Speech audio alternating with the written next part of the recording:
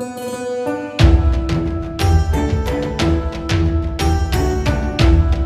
guys, welcome to this event for DadaGiri Meetup. We're so pleased to see you guys in such numbers today. I don't think there can be a more historic event than this today for Mumbai for DadaGiri.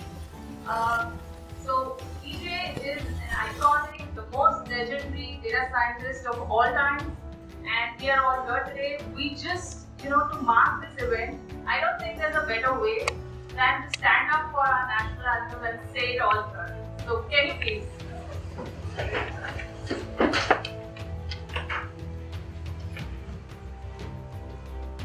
Please sing it.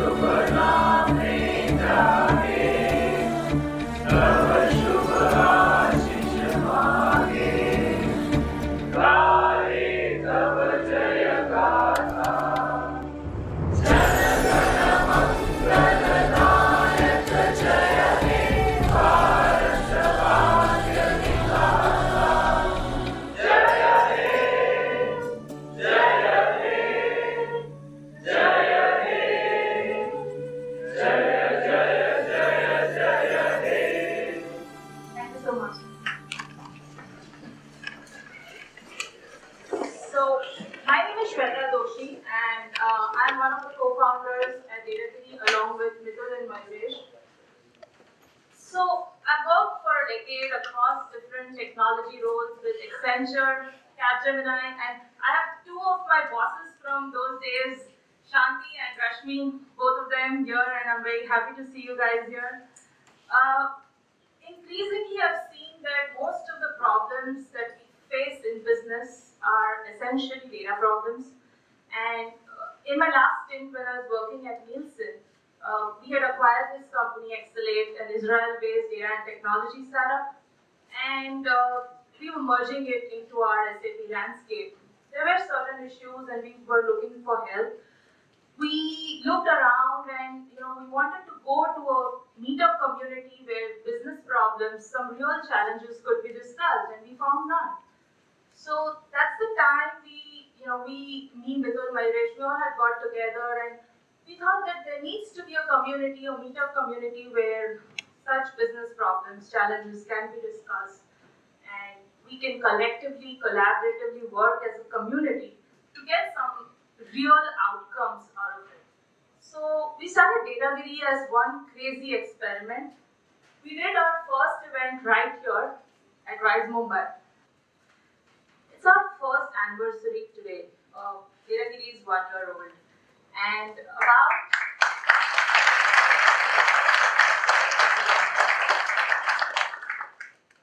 a month back, Meetup started throwing us this message that, congratulations, it's going to be your first anniversary soon. So, got us thinking that what should we do special for this event, and luckily I think all the stars were aligned for us. DJ posted on LinkedIn that he's coming to India, and we just reached out that can you talk at DataGiri? He graciously accepted, and I think we are all here because of that. So across this 1 year, I'm sure some of you all are attending this for the first time, but from our first event, we were very clear about one thing. We were always not for profit. So a lot of you all have posted on this meetup that please increase the seats, please add more people, we are ready to pay for it. But DataGiri is not for profit and we want to keep this pure, always that way. We're not here to sell anything, any product, we're just here to co-create things, to connect with people, to know more about data science always, and to build products. That's all we are here for. So, starting from our first meetup, so we have two people again today who kicked off DataGiri from this very place. So we have Dr. Dr. N.R. Srinivasa. So he is the Chief Global Data Scientist at Infosys currently. And we have Krupal Modi. Krupal, where are you? Krupal, he heads all of machine learning and haptics. So if you all have used the haptic chatbot. So both of them, I mean, it's such a coincidence that today they are here as well for us. So thank you very much for coming. And while Dr. Srinivas spoke about the emerging landscape of data science and its relevance in India, Krupal actually opened up the ML algorithms that drive the haptic chatbot. So, and you know what? 150 people turned up at that meetup. So we got the feeling that we are definitely doing something right.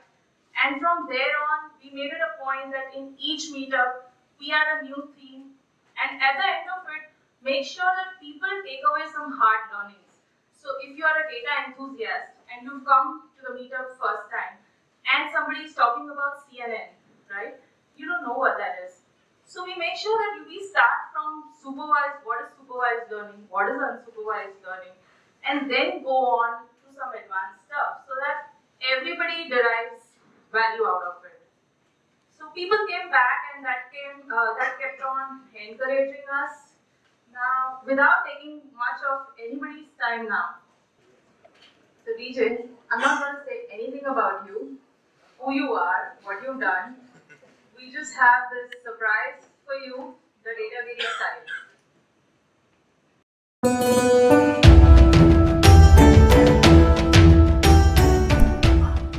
Welcome to the DataGiri Meetup with DJ Patel. DJ Patel has held a variety of roles in academia, industry, and government.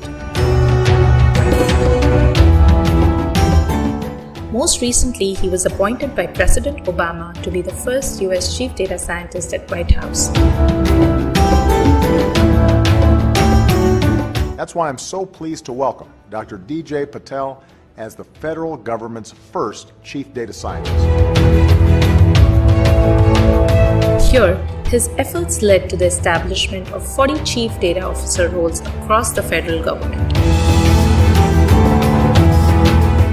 In industry, he's led product teams at RelateIQ, which was later acquired by Salesforce. He was also the Chief Scientist, Chief Security Officer, Head of Analytics and Data Product teams at LinkedIn. Here is where he co-coined the term data science. He has also held a number of roles at Skype, PayPal, and eBay. As a member of faculty at University of Maryland, his research focused on nonlinear dynamics and chaos theory. Here, he helped start a major research initiative on numerical weather prediction. In 2014, he was selected by the World Economic Forum as a young global leader and is also a member of the Council of Foreign Relations. So please join us in welcoming him to Mumbai and to DataGiri.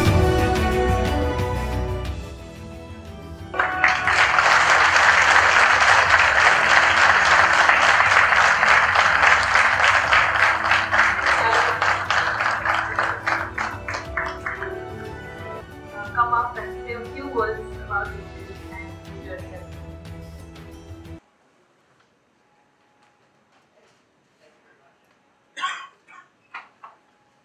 Very good afternoon to all of you. I should first congratulate DataGiri for inviting the rock star of data science, right?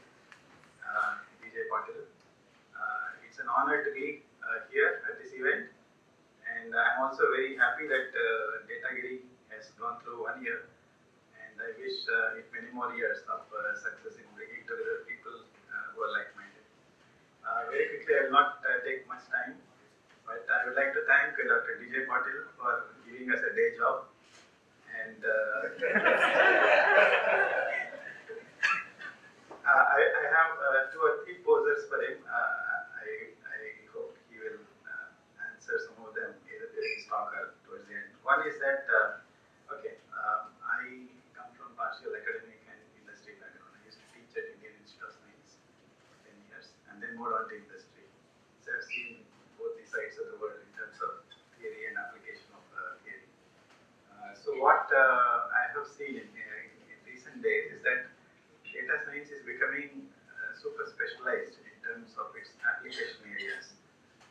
compared to what you originally devised it to be, like a science.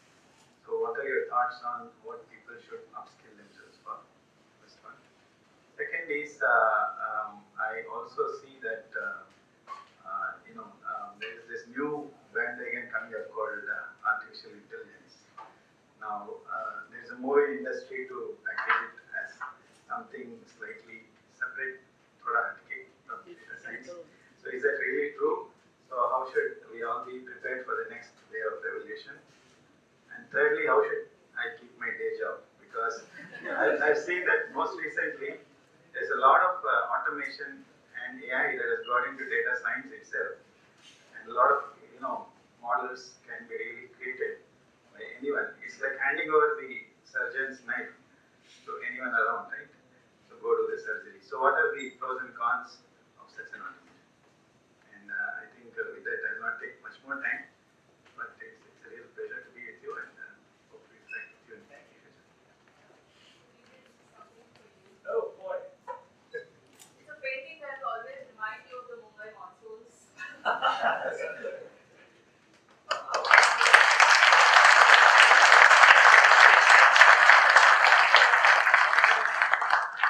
Okay, those are really important questions. I hope we're going to take time and get to all of them, especially in the Q&A. What I thought I would try to do here is give an extremely different kind of talk. Because we're all used to talking about the specifics of data.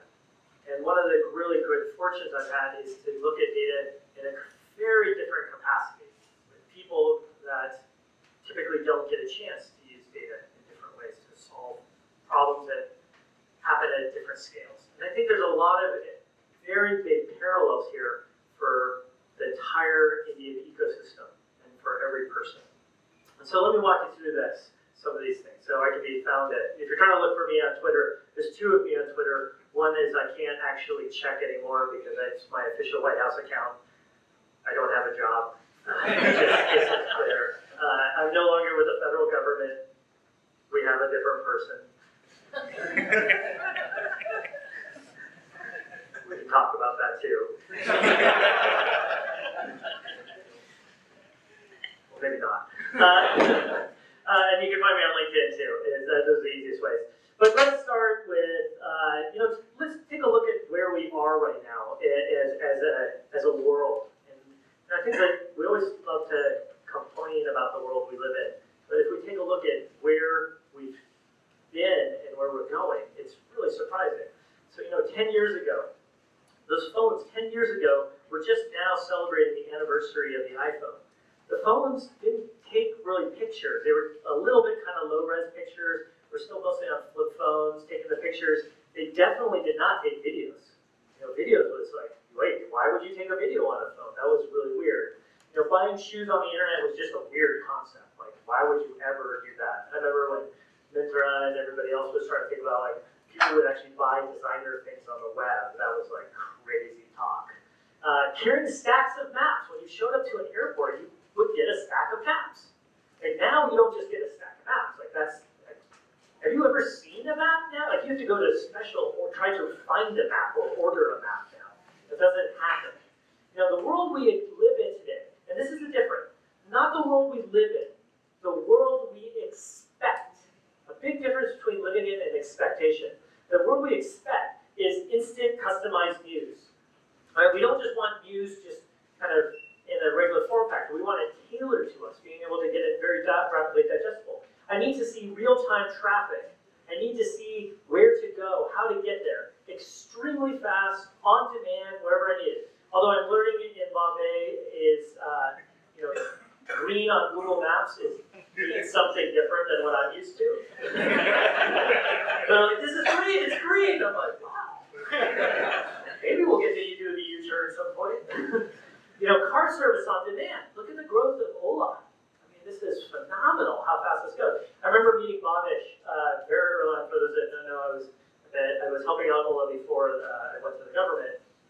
And I remember meeting him and Ankit, two of the founders, very early on when you still had to call. And there was this idea of how are you supposed to get a car somewhere? You're like, well, you turn left at the big tree, And then you're going to meet somebody, and he's going to say, age, age. And then, then it'll happen. All through a phone call. This idea of doing this on an app was just so far-fetched. And now in the cars, you don't only have the car get to you in real time, you know how far it is, everything, but there's also videos and music. That's in less than 10 years. That's like 5 years of journey. That's how much has changed. We're getting to that world of one-day shipping. Expectations of how fast content should get to you. You want it just that day. And we're definitely seeing this now with Flipkart and others. Fitness trackers. We're entering a new era of medical journeys. The journey of medicine is changing so rapidly. We're fully instrumented. We compete on how many steps we take. But that's just the very beginning of what's happening, of how we think about our world as we interact with sensors. Households are moving to having thermostats. We live in this connected world. And expectations are changing exceptionally fast. So, as I've argued, we've seen a technology revolution happen in a lifetime. So what's sitting underneath that revolution? That foundation, of course, is data. It's a little self-serving, but yes, it's data. And the thing that is changing the most and going to carry this forward is really across a few of these dimensions, and we're going to see much more. We have the Internet of Things, instruments, sensors, products, all built together in different, unique ways. These are new environments to build new products. And what I want you to think of is when we say a data product, most of the time we think of a data product as a graph, a chart, or something that's out there that we see data. And we're able to measure it or quantify it. But the self-driving car is a data product too. It doesn't show you any data. The most sophisticated data product that you're probably using right now every day is a weather app, sitting on petabytes of data. Extraordinary sensors, very sophisticated mathematics, and then it shows you an icon. The icon tells you what to do. Should you carry an umbrella? If you're going to travel to a new city, what should I carry? How should I pack? That little icon tells you how you should feel, how you should interact, and where you should take action. The most sophisticated data products always help facilitate an end goal. It's not just there to give you a bunch of data. Now, the data product for a pilot is a very different type of data product. It has a different level of sophistication. So that is that new shift that we're starting to enter is not this one-size-fits-all for data. And the idea of not this data is a bunch of spreadsheets or graphs, but actual real products that have disproportionate value. And so as we get to that, the next powerful one is this idea of what truly tailored medical treatments are. It's been a little over 10 years since we now can decode the human genome. The human genome sequence was first decoded. And as a result, do you have your genome on file? We don't have it. You don't go to a chemist, a hospital, your physician, and they look at your DNA, and they say, hey, look, you know what, you should maybe think about this or this. We're not in that world yet. So why the separation from extraordinary amounts of data to really no use of data? Well, that gap is this idea of where we really started around this idea of genomic and precision medicine, pushing the boundaries, changing the whole approach to it. And to power that, we need a different layer of things like machine learning, data science, AI, whatever you want to call these things. And that's going to power that next wave of data products as well, like autonomous vehicles, self-driving cars, planes, ships of fleets, all of this, very rapidly changing. By the way, some of these autonomous vehicles will be inside you. They'll be inside you, out there to clean out, your arteries, clean out, or take sensors and try to get it better. You don't have to get an endoscope. You just take these pills with robotics that are self-unfolding and all these things. We're starting to get there. But that is where the next generation we have to go is to do things. And so let me talk about how does that fit in from the national scale, at least from the United States perspective. Well, the mission statement of the United States Chief Data Scientist is to responsibly unleash the power of data to benefit all Americans. And like all things that are in government, typically you have a mission statement, because that helps you know what to do, what to be, and also helps you figure out how to align with other parts of government. So we spent a lot of time coming up with this mission statement. It's short also. It doesn't have like 15 semicolons, like many mission statements from the government. And we do this, and sometimes we do that, and maybe that too. So it's nice, short, simple, but there's two parts that are really, really important that I think everyone should take away for what it means when we work with data. Responsibly and all. Now obviously it's American because this is the United States chief data scientist role. But for any data scientist, I think it's useful to ask ourselves, what does it mean to when we build something with the word responsibility and all? All people. All Indians. What does that look like? Responsibly, because just because we can doesn't mean we should with the data. How do we have that conversation? How do we start talking about it? What does that mean? What does ethics mean? All those things. How do we think about safeguarding the data? If you get a genomic test, your spouse gets a genomic test, that data is out there, your kid's data is effectively out there. That's how DNA works. At least from a probabilistic perspective. So now, what's responsibility look like? These are the places where we're starting to get to. Also, with all Americans, the way I would say for India, and for all of us are building on any type of platform, we should think of a technology as neither radical nor revolutionary unless it benefits everybody. Think about our technology today, the power that is. We can actually do tailored precision medicine right now. We can do it. If you are extraordinarily wealthy, you have a very specific type of cancers, and you live next to one of the elite medical institutions in the United States. That's about as far as you can get from everyone. So what does that look like? So let me give you an example. This year alone inside the United States, 11.4 million Americans are going to go through our 3,100 jails. So jail in the United States, there's two types of systems in the United States. There's jail and prison.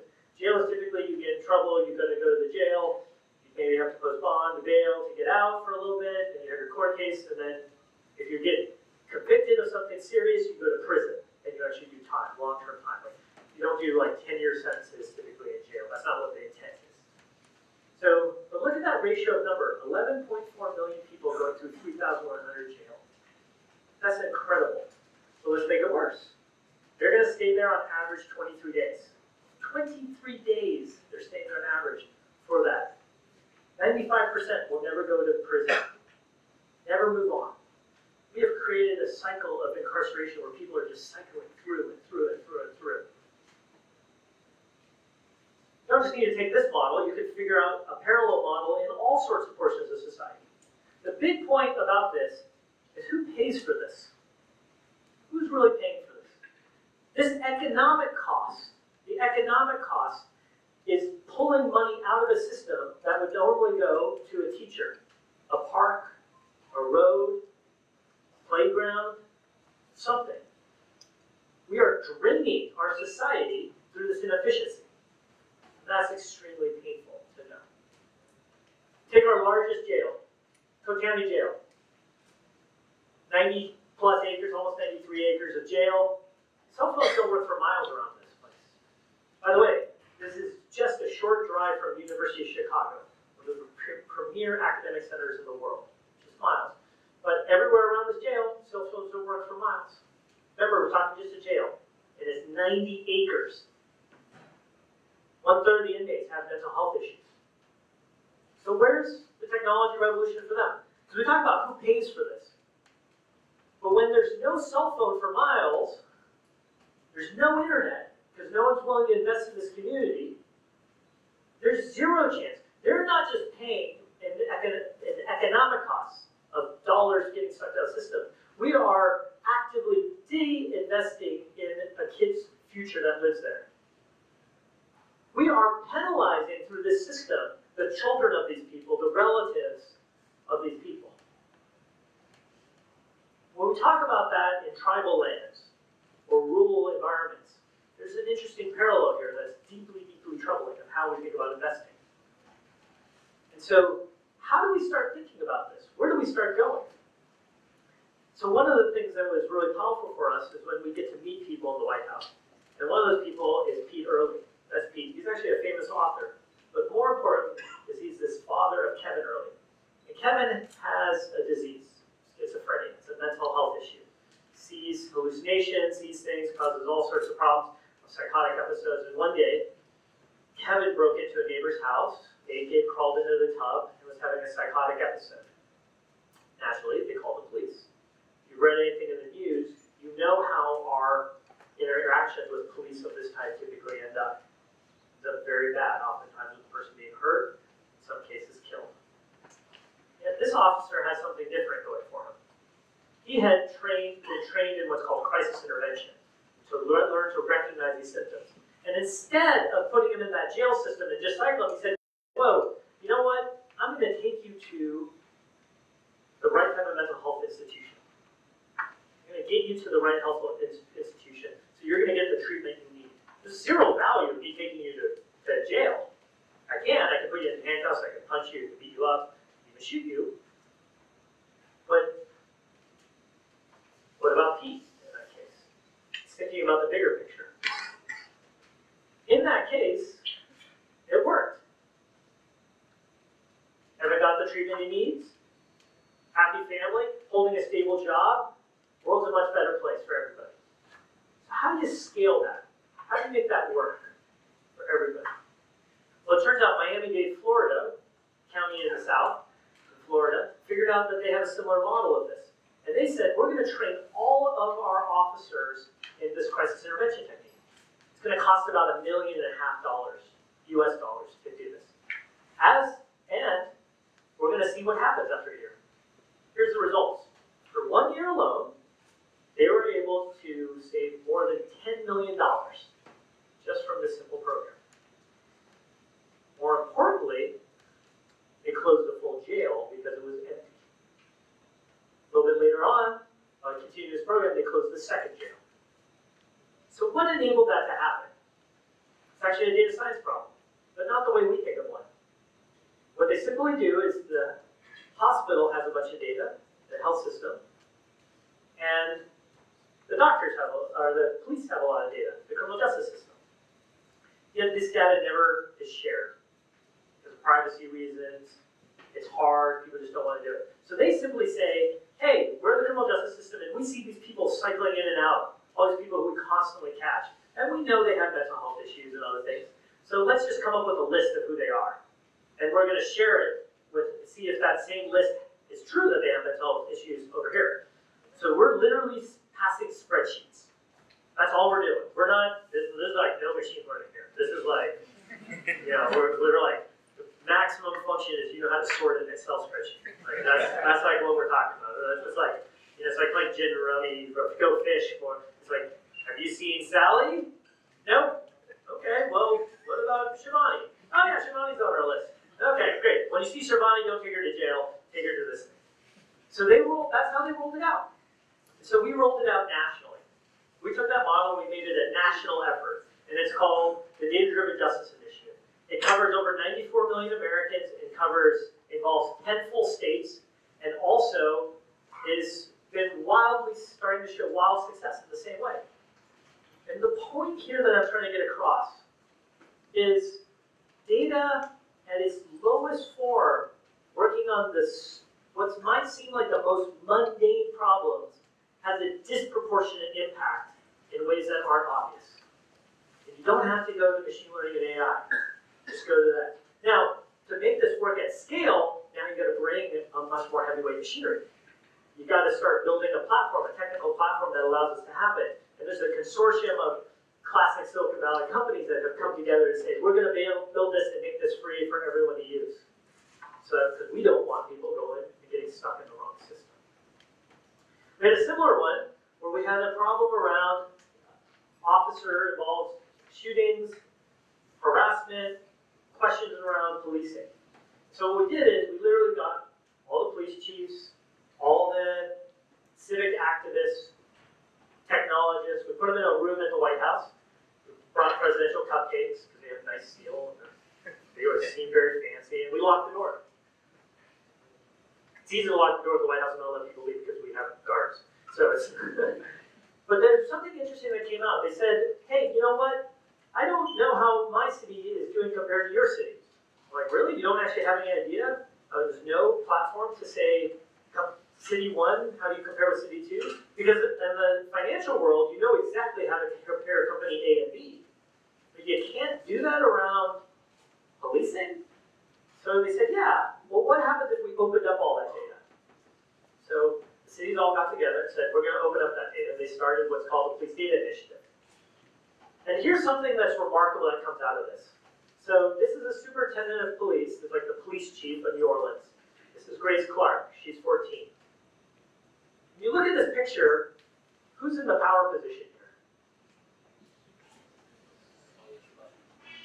She's teaching him how to write his first line of code ever.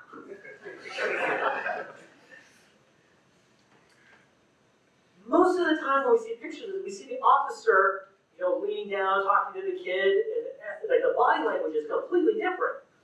We've empowered a 14-year-old girl to teach the chief of police how to pull data on his own officers. Here's the best part. They pulled the data and he's like, I don't agree with this data. And she's like, what's the data? He's like, well, no, that doesn't match what I think of my officer's data. So now they're having a dialogue. They're having a conversation. And they get to start asking these questions and saying like, well, what's happening? Is this right or wrong? And then they're engaging in a different way that never happens in the community. Data, when it's used to empower people, gives you a different ability to have the conversation. It lifts it up in a very different way. And if you can do that for a 14-year-old girl, you can do it anywhere in the world. And this is continuing to this day. And this is part of the power that we're seeing. So part of this is that we have to make technology work for us rather than against us. We have to figure out how to do that. Let's take, for example, Jennifer Bittner. Jennifer has metastatic breast cancer, stage 4, very serious. It's a death sentence. That's her husband, Rod. That's her beautiful baby boy.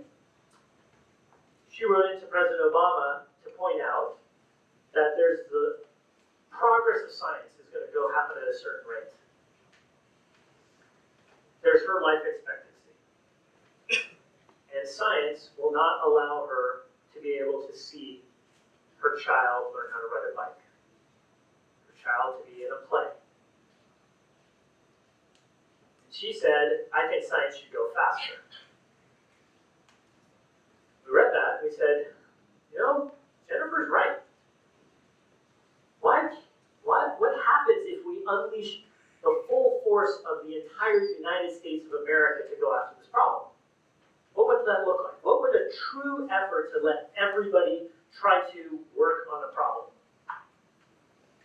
And we started looking at that, and we said, oh, you know what? It's actually a database. Actually, thousands of databases. Because health data is broken up everywhere across thousands of databases. And the ability and the power that all of you simply have as data scientists and technical people is that you can bring that data together, you can carefully munch through it, bring it together with external data, and try all sorts of incredible things if people give you permission. But right now, we have a system in which healthcare forces all this data to be broken up in all these different places. So what we said is, we're going to end that. We're going to find a common framework for people to bring data together, build the largest data set of genomic information across the most diverse genetic pool ever, which the United States has the benefit of having because we have so much diversity in the country. We're going to bring together all their sensor data, and we're going to allow scientists to start looking at it in a radically different approach, which is data science specific. We're going to start data mining on all of this to find the conditions and causes that lead to different diseases, including cancer. But it also includes type 2 diabetes. It includes mental health issues. I don't care what you want to study, as long as you have a chance to study it. And a data set that will allow you to take your results and get them into the science system. Because who we're fighting for is Jennifer. Who we're fighting for is her son and her husband. All of us have somebody whose lives have been touched by cancer or some other type of disease. We're all going to we live longer, the probability that some of us come down with cancer is going to increase over our net lifetime as a result. We're living in different environments with different chemicals, different worldviews. We're going to have to get ready for this. And so making that investment now is critical. And that's why we came up with those two big programs. So what does Make America Great? Got a president that loves to talk about it. What does Make America Great? People from India. People from India. I resemble that remark. So let me introduce you to Matt Mike. That's Matt, there with the beard. That's his son, Bertrand. Next to him is Mina Shum, who also worked with me on these initiatives. So Bertrand is an interesting case. When Bertrand was born, they found that he didn't produce tears when he cried. No tears. Made him, took him to a doctor. Said, "Oh my gosh, your son is a sample size of 1. There's only one like him in the world. He has a genetic disease. Not sure exactly what type, but he's got this genetic disease." So Matt is a professor at University of Utah at the time. He said, "I don't buy into that. I believe that there's more people like that by the mathematics, so I'm going to go find it." So what he did is he wrote a blog post. The blog post is titled "Searching for My Son's Killer." And he optimized the blog post for search engine optimization that any parent who was searching for similar symptoms would come across his blog post and get in contact. So what happened? Suddenly a bunch of other parents said, "Hey, I have the same thing, and my doctor said my child is the only one. I don't believe it." Now they're a sample size of that. So they said, "Okay, well, let's try to get this." So he's got his Bertrand, they've got in contact with Duke University. They got Bertrand's DNA carefully sequenced at the highest resolution. They found the defect. They said, "Now, what do we do with cures?" They started looking for off-label use of pharmaceuticals, not the typical use, but might have a parallel kind of thing. And then Matt started to test them on himself. He became his own FDA. One of those worked out. He gave it to Bertrand. Didn't cause any side effects for Matt. Gave it to Bertrand. Bertrand had his first tears ever. So what happens in this case? Because this is like a movie. This is like what movies are made of. When you take skills, when you take passion, you allow them to be aligned with the problem that somebody needs to solve and have a direct ability to impact the problem. You literally chase down a kid's killer. Another example, that's Sonia and Eric. Sonia's mom died of a horrific genetic disease that steals away, it makes Alzheimer's look nice. Destroys your brain capacity at a young age, middle age, and it's very, very painful. So she decided to get tested. She has a better than 50% probability that this disease is actually going to manifest in her. So they were a city planner and a lawyer, and they decided when they got this result, they need to think about this in a very different way. So they both quit their jobs. One became the wet lab part of science, the other became the computer science / data science component of this. They have a lab at the top institution in the world, the Broad Institute, who works on this problem, and they are literally spending every ounce of their time hunting down her killer now. People have radically retooled and changed their entire trajectory in life to chase this down, and they are doing some of the most cutting-edge breakthrough science right now. What enables that? Not only breakthroughs in genetic sequencing, but also in the data science component. None of this works without the data science component as well. We have all these incredible people that we've been able to bring to the government. They're called Presidential Innovation Fellows. They come from all sorts of science, technology backgrounds. They come to spend a year in the government, and they work on incredibly hard problems. One of those people is Alan Sternberg. Alan built this company called Weather Underground. He's a top weather expert. He also was the original guy who coded up the PageRank algorithm, so he knows some things about technology. And we brought him into the National Weather Service and to say, how could we open up the data from the Weather Service so more people could use it and get benefits? And Alan said we could do it on the cloud and put everything. And so people would say, well, what does he know about weather? Except he built one of the best weather prediction companies out there today. So you bring that talent, you bring it into the government. Now you can change the whole paradigm. Because of the work that they did by putting out the data on the actual, on these clouds, now people are able to run experiments that they never had a chance to. And the usage of this data has already skyrocketed through the roof. There were the original assessments of how much people would have done, and it's just gone gangbusters. So part of this understanding is every time we put a little bit of data out there, or put a bit of data and technology together, disproportionate things have happened. When you put data on data.gov, which is the United States data repository, the first people who use it is another portion of the government. Because they've been trying to get access to it, and the other type of team is just saying, you're not going to get our data. No way. So you're going through all these legal hoops, and now you can. And then the cool thing is we have all these incredible kids, literally kids, who are working with that data to come up with cool things. So this is Antwi. Antwi is using local city data as kind of open data to find new economic opportunities for people. How people can be empowered at the local city level. This is Sujana. Sujana was at our White House Science Fair. She is using technology and data to go after the question of renal failure. You need a kidney replacement, those type of things. She's so good. I think she's 18 here, 18 in this one. Intentionally not playing this down because it's not relevant. But she's in this, what she's done is so powerful. University of Kentucky has given her an entire lab just to specialize in her work. So we have these kids who are now just transforming the world. And it's unbelievable. And speaking of kids, let me show you one of these other ones that I think is really a kid.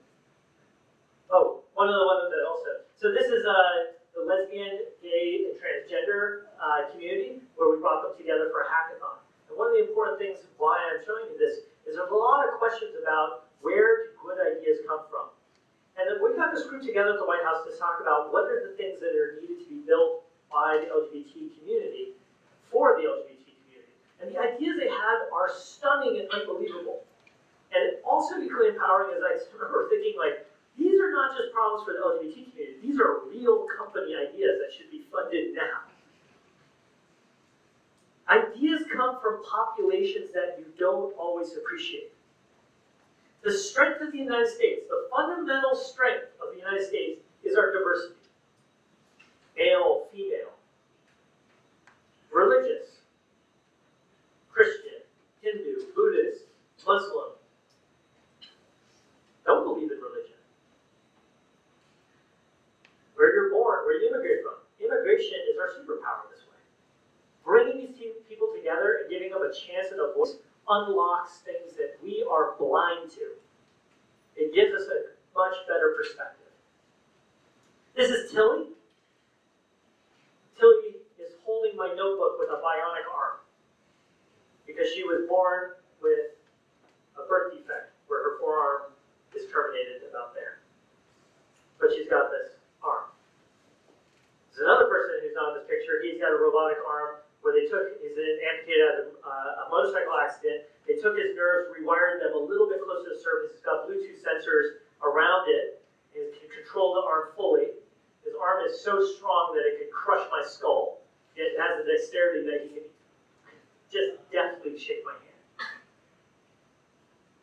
Once again, we built that for one person. How do we make sure it benefits all people? We're on the pathway of solving problems for single people, but not for large populations. And Tilly is one of those kids that is aspiring to new models and ways to think about it. This is Rebecca and Kimberly. Rebecca and Kimberly launched a toy cat into space. She's 6 and they're 8. I don't know what you were doing at 6 or 8. But they will give you an inferiority complex.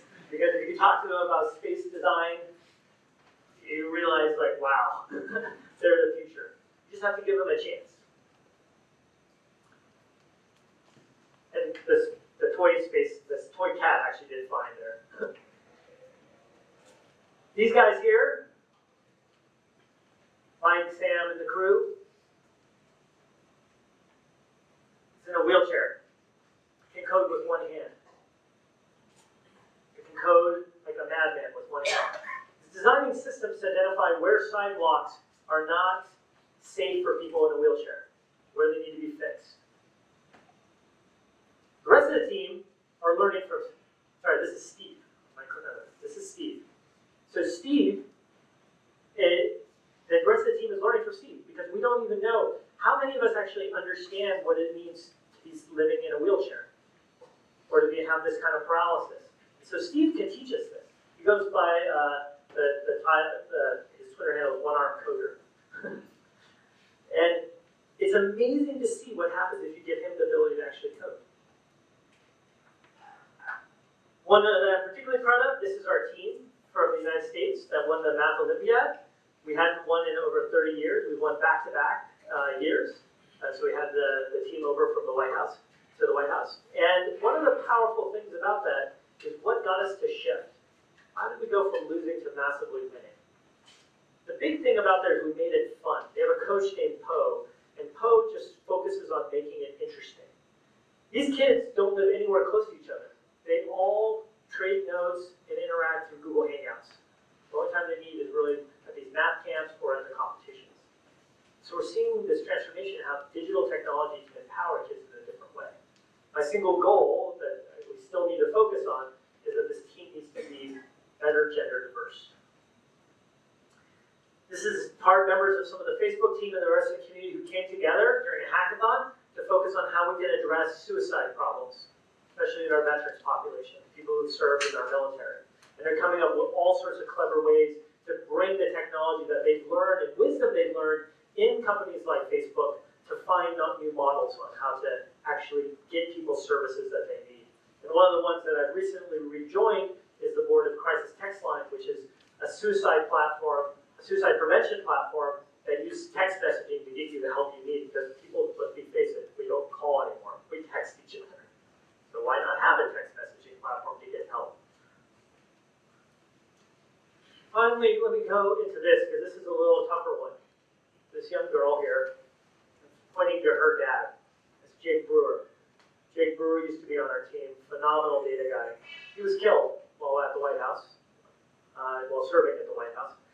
And he was raising money to support the cancer research. And Jake he wrote 2 emails to me.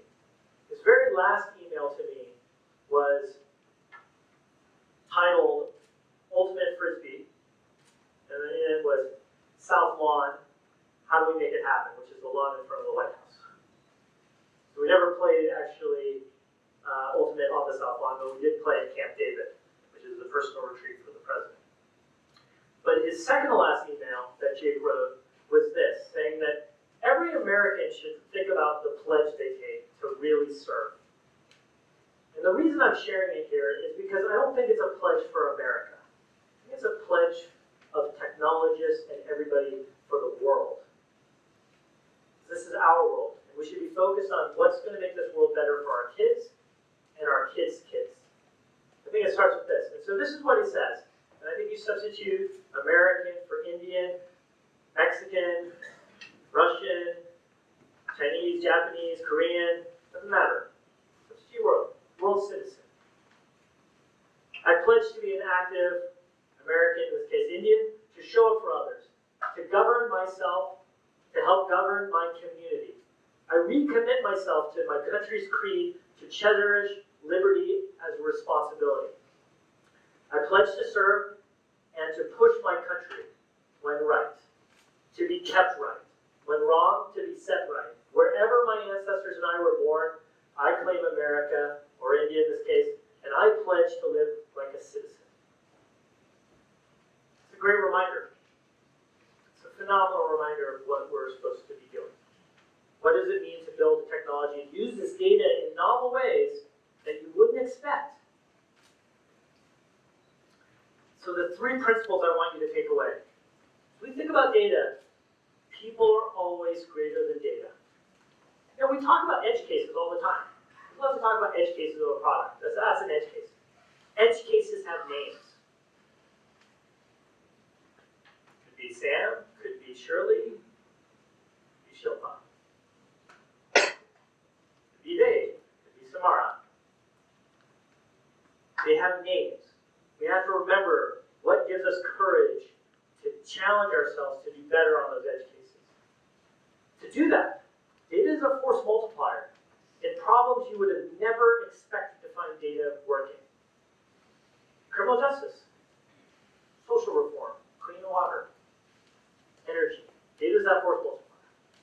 But number one overall is the time to engage and work on these problems is now. Because we're in a very challenging time of society. And we have to get there and start figuring out what to do with it. So let me end with this part of, this is a card I kept in my White House diary all the time. The first part is just a reminder how to think about time scale. It says, dream in years, plan in months, evaluate in weeks, shift daily. Always be moving. Always be moving. But plan in years. Plan on the long. Never let the urgent get in the way of the important. The White House, I assure you, every day you wake up with 2 crises, if you're lucky. But you can't let that derail what the long-term goals that we have to get to make the world a better place. The second portion right here is about how you actually do that. How do you build your products? Just in that case of that criminal justice, you prototype for 1x. You try it out in a small case. Here's a case size 1. A police officer saves Pete Early's life. Kevin's life, right? And goes to Pete's father. Build for 10x. Okay, now we got 10x. We got a city that can do it. Miami-Dade, the county is doing it. Great. We need to engineer it now for 100x. Let's make it work for the entire United States.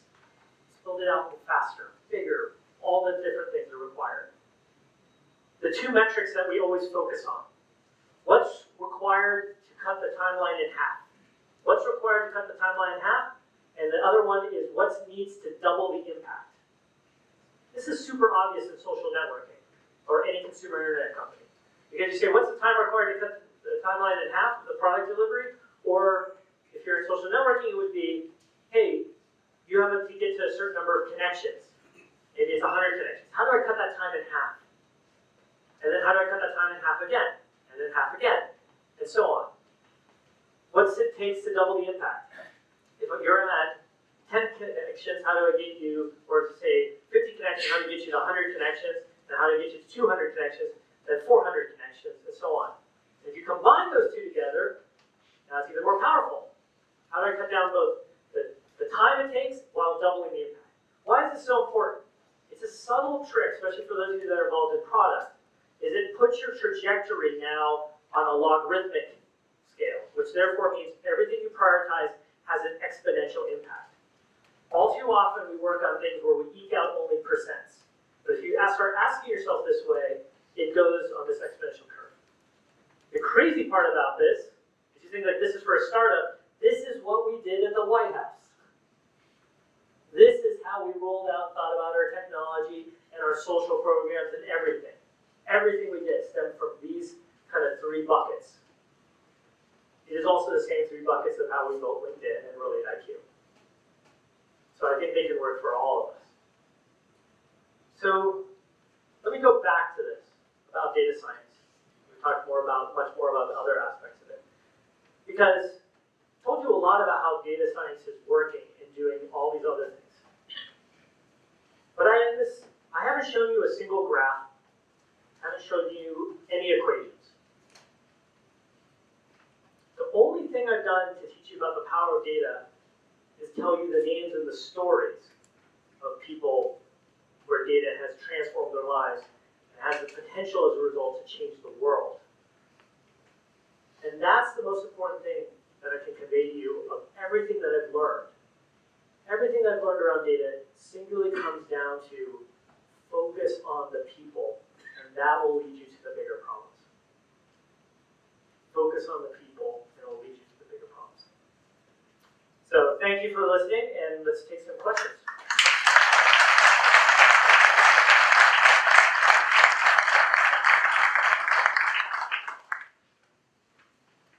How would you like to do this? The Q&A round. of the shortlisted. So guys, we had requested you all to send us a lot of questions, and we got overwhelming response, 200 plus. We've shortlisted about 9. So Mayvesh is going to do a question and answer. Thank you, sir, for such a brilliant talk, inspiring so many of us today. I had read it or maybe seen it on YouTube on one of your interviews somewhere where you were talking about data science education and how your time at University of California, San Diego, right, was. So basically what he said was he used to attend as many classes as possible because knowledge was always out there, and I think Baba Ranchota said the same thing, right? Knowledge is everywhere, jitna le sako, just grab it, and I think that's what he's also said time and again. So guys, whoever is right now pursuing data science and trying to build their careers as data scientists, I think that's one key piece of advice as well, that just go for it, just do whatever you can, just assimilate knowledge, come to meetups, network with people, gain knowledge. Power of community is something that's going to take you long, long way. So, yeah. You want me to say a little bit about it? Yeah, sure. For those that don't know, to say I was a bad student is a little bit of an understatement. So I did not get into college right away. If there was an equivalent of an IIT exam, I would have been at the lowest of the ranks. My SAT scores was like 1024, which is really bad at that time. They recalibrated. So I was not a good student. I also got in a fair amount of trouble. I got kicked out of my math class. I got suspended from my high school. I had my rights read to me. I was all within like 6 months or something, maybe 3 months. So I really was not. And you go ahead and close that. Yeah. So I really wasn't good. But what changed, what I was always doing was I was always super curious. And I think that's the number one skill and the advice I give you is just you stay curious. And I'll tell you, the things where I learned, I had access to incredible scientists, all these type of people at the White House. The people who taught me the most is the people, it's environments where you least expect it. I had an opportunity to visit a jail and a number of inmates, and the question I would often ask people was, what would you like me to make sure the president knows tomorrow morning? And you would hear the most amazing answers. And people would tell you, probably, you'd say, I never ever thought of that. That is a super smart way of thinking about it. And you just have to be open to listening. One way of open is by going to classes, learning, doing all those things. Another one that is equally powerful is making sure you're meeting up in communities like this, coming together, trading notes, sharing. It's how this data scientist term got coined, because we were trading notes. But it's also being open in your brain, open in your heart, open in your soul. India has a special ability to do this because it's just part of the culture and goes, it's part of who we are. So you get a leg up on it. Thank you so much, DJ. So this has been a very different kind of a session. We started DataGiri and for good or bad, it's up to you. Definitely for a good. And I think the way we used to start was, the first few sessions were absolutely free, freewheeling. We just had some very marquee speakers, and we were not doing a lot of profiling per se. But then we really got into why don't you share your tech first? And we go to your GitHub repository. So we didn't do all that with you. So it was really very.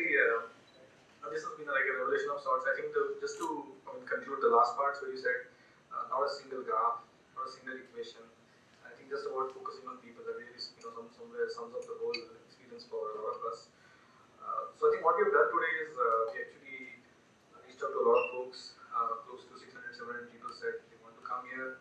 We could put close to 350 of them on waitlist. Sorry for all of that, and it's getting live telecasted to a lot of people across the web. So nonetheless, we have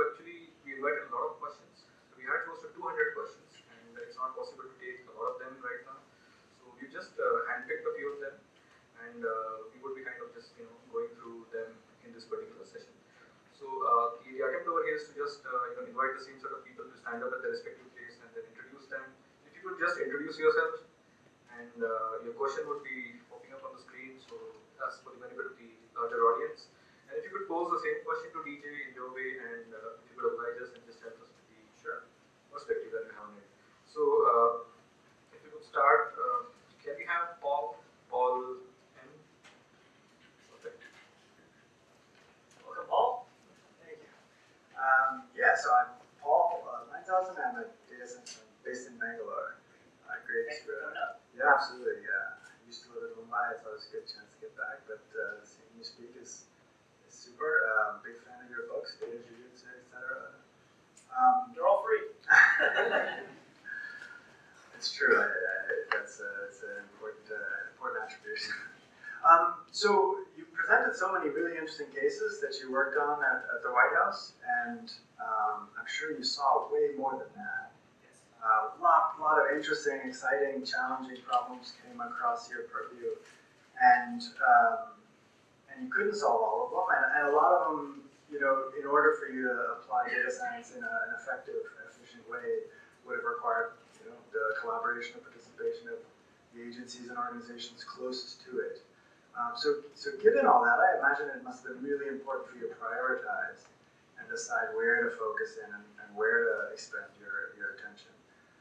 And I think that's probably a problem that most data scientists face, most organizations face. I'm just curious to hear do you have a particular framework or approach for how you did that? And maybe did it change over time as, you know, over the course of your work there and develop as you experience the results? Right. This is a superb question because it's, I think, one of the ones that if we actually step back, where do we lose most of our energy in the day? It's because we're not working on what we're supposed to. Like we're all cleaning data instead of actually coming up with an insight. So thank you for bringing this up. So I'll tell you how we did it at the White House. And so when I first got to the White House, even before, we were kind of working with thinking like, what would be the strategic frame of the problems that would come from the mission statement to responsibly unleash the power of data to benefit all Americans. And we kind of had this list and framework of things that I thought were interesting. And so luckily there's a board of advisors around science and technology that President Obama has. President Trump has the ability to use them if he actually ever.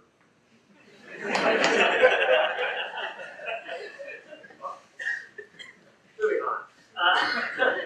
So the team, one of the people that was presenting it to us sort of laid it out is Eric Schmidt came up to me afterwards, the chairperson of Alphabet, the CEO of Google for a long time.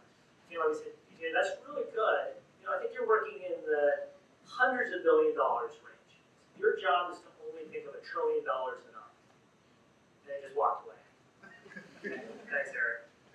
$1 trillion, like what is $1 trillion problem? So kind of took it back to the team. We thought about it, we're like, that's actually a really interesting question. So we looked at our stuff and we're like, oh, you know what? You're right. We haven't prioritized this quite correctly. So we said, we're going to only take problems that are $1 trillion and up, or they impact half the United States population, or they take a population that has no recourse. Healthcare, criminal justice are $1 trillion problems, and also align with presidential priorities, because that means the rest of the building can work with you. Otherwise, you're just going alone as a team. Population with no recourse, the LGBT population. The $1 trillion problems always impact half the population. Another one that was there is traffic fatalities, which have moved dramatically up in the United States. They now 100 Americans will die every day on our roads, and the first derivative is going the wrong way. It's increasing. And we don't know why. We don't know why. Is it distracted driving? Is it cheaper gas, bigger cars, better fuel efficiency, more bike lanes? We don't know. So in all those cases, we asked, there's a ton of projects, we said, what are the ones where we want to go after and we want to have material wins? Wins mean wins that are directly felt by the population. So there was a ton of things that came across, and people would say, I need your time, and be like, no, I don't want to do that, but if we don't, we're going to have a real problem. We had 2 hurricanes bearing down around the coast of Florida, and a lot of people were going to die. So one of the questions real quickly was, do we have people evacuate, or how we can figure out what to do? So what's a data scientist supposed to do in that situation? So this is class A situation room, National Security Council, all of us are there. It's, you know what the governor is saying. It's like, you got to go now, because if you don't go, bad stuff is about to happen. So the question was, well, do we know if people are evacuating? So, well, I have an idea if people would like it, or I can talk about it later. And they said, well, let's hear it, because we're open to all good ideas right now. So, what about just asking the phone companies for how many kilobytes are going through their cell towers? Wow. And we don't even need the actual kilobytes. I just need the ratio of what they're seeing on data usage right now versus what they see on typical load. And then we just use the census data to basically extrapolate what percentage of the population has actually left. They're like, you can do this? But yeah, it's just, this is simple stuff. But that suddenly becomes a chain of like actually how we can actually use data in a disproportionate way around the time-sensitive thing. But once that's off our plate, and the team is moving, I'm back on to my priorities. I've handed that back off to the team that has the responsibility of doing it. So part of that lesson is you are always trying to fire yourself out of a job. I always focus me and my team both getting out of my job so that we can backfill it with people who love that type of work that I did like, or find people who are better than me for the other kind of work. And so the person who ran the criminal justice portion of the portfolio, Lynn Overman and Kelly Jin, well, Lynn is a former public defender, and she's worked on these problems, and she's also run the data portfolio. And Kelly used to be one of the top data people for the city of Boston. So suddenly I've got people who are 10 times better than me, not just 1x better than me, they are 10 times better than me on this. And then that's how we started changing the total net focus of the prioritization. Really good question. Thank you so much, DJ. So we've actually had a lot of questions from, since you have done a lot of work with the federal government and the White House. So a lot of people are really curious. I mean, this is just a sample question, but how data science can be, used in policy space and how it can be impacted in, government as such. So there is, we have Dhwani Bapna with us, and Dhwani has a question around the same. So if you could just introduce yourself and.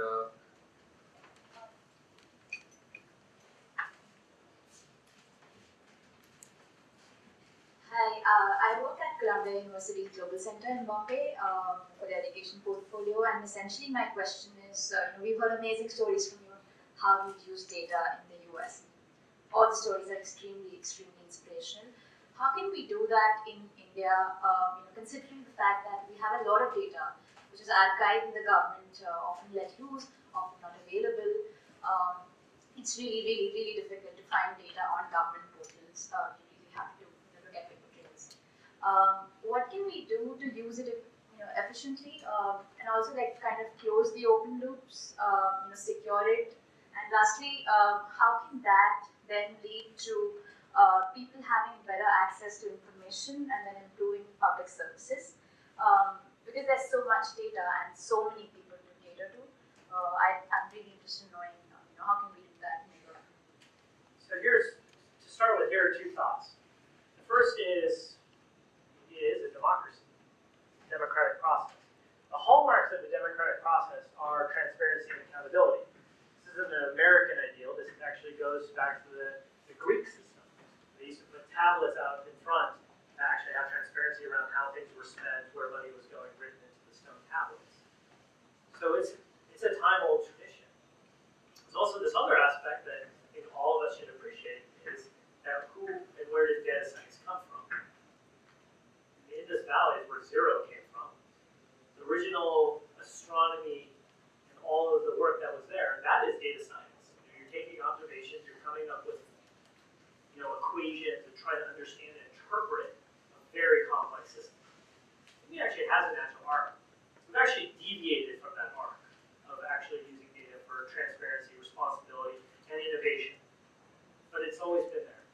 reminding people of that, I think, first grounds us in what our responsibility to institutional paths is. The more tactical component is actually helping people see that if you unlock the data, ridiculous more good things will happen. And you have to make sure to figure out how to find those cases, celebrate them, and show them the power and potential. We don't have to go all out there and say, look, all data is open right away. That would be great if we can. But let's start at 1x. Let's get results and value out of that 1x. Get 10x. And then let's figure out how to engineer it for 100x. The US system is still at a 10x. A bunch of the data has been open, it's been utilized. A bunch of the data can be referenced through data.gov. But we haven't figured out the 100x solution yet to make engineering awesome. Why do I say that? It's hard to get feedback on how the data is being used. And so even if a government puts the data out there, like, I don't think anybody's listening, and they don't feel inspired to do it. They're sitting on legacy systems. We have to get infrastructure there to power it. One of the places that I think this is going to be really particularly useful with data is healthcare data, poverty data, and getting people to say, well, like, if you add a little bit more. This doesn't just happen outside. As a community, we all have to rally towards it. In political debates and everything, people got to make sure questions are asked about it.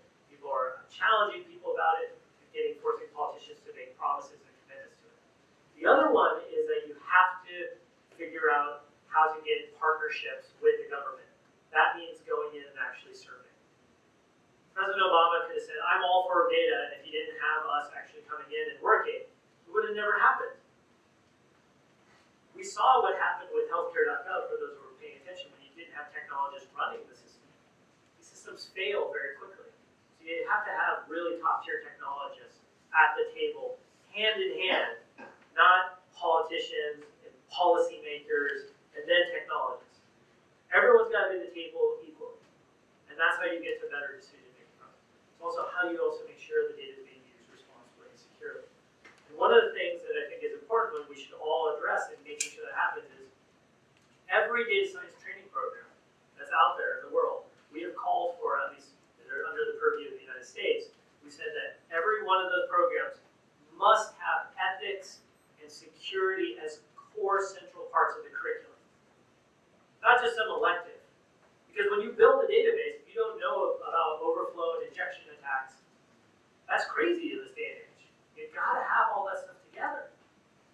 The other part about that is how do you make sure that's the security side. The ethics gives us a framework on how to have language, common language. Is this okay or not?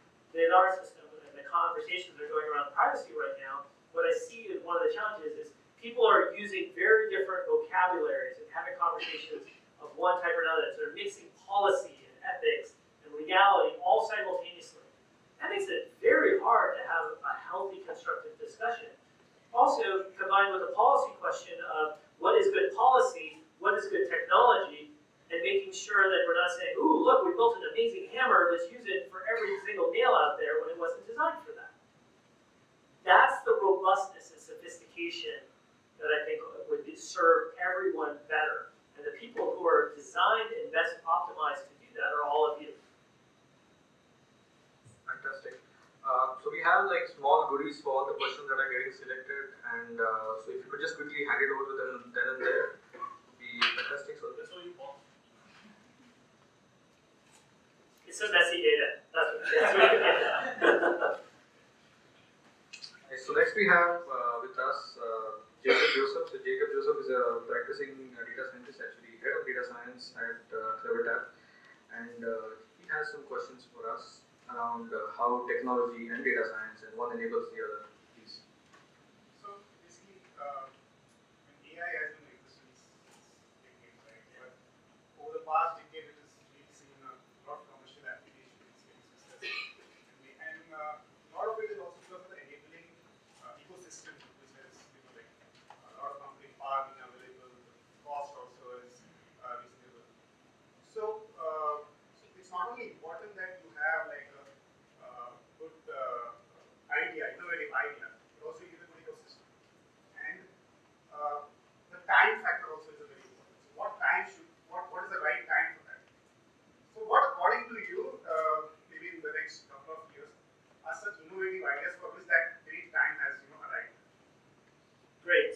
let's take two parts of that.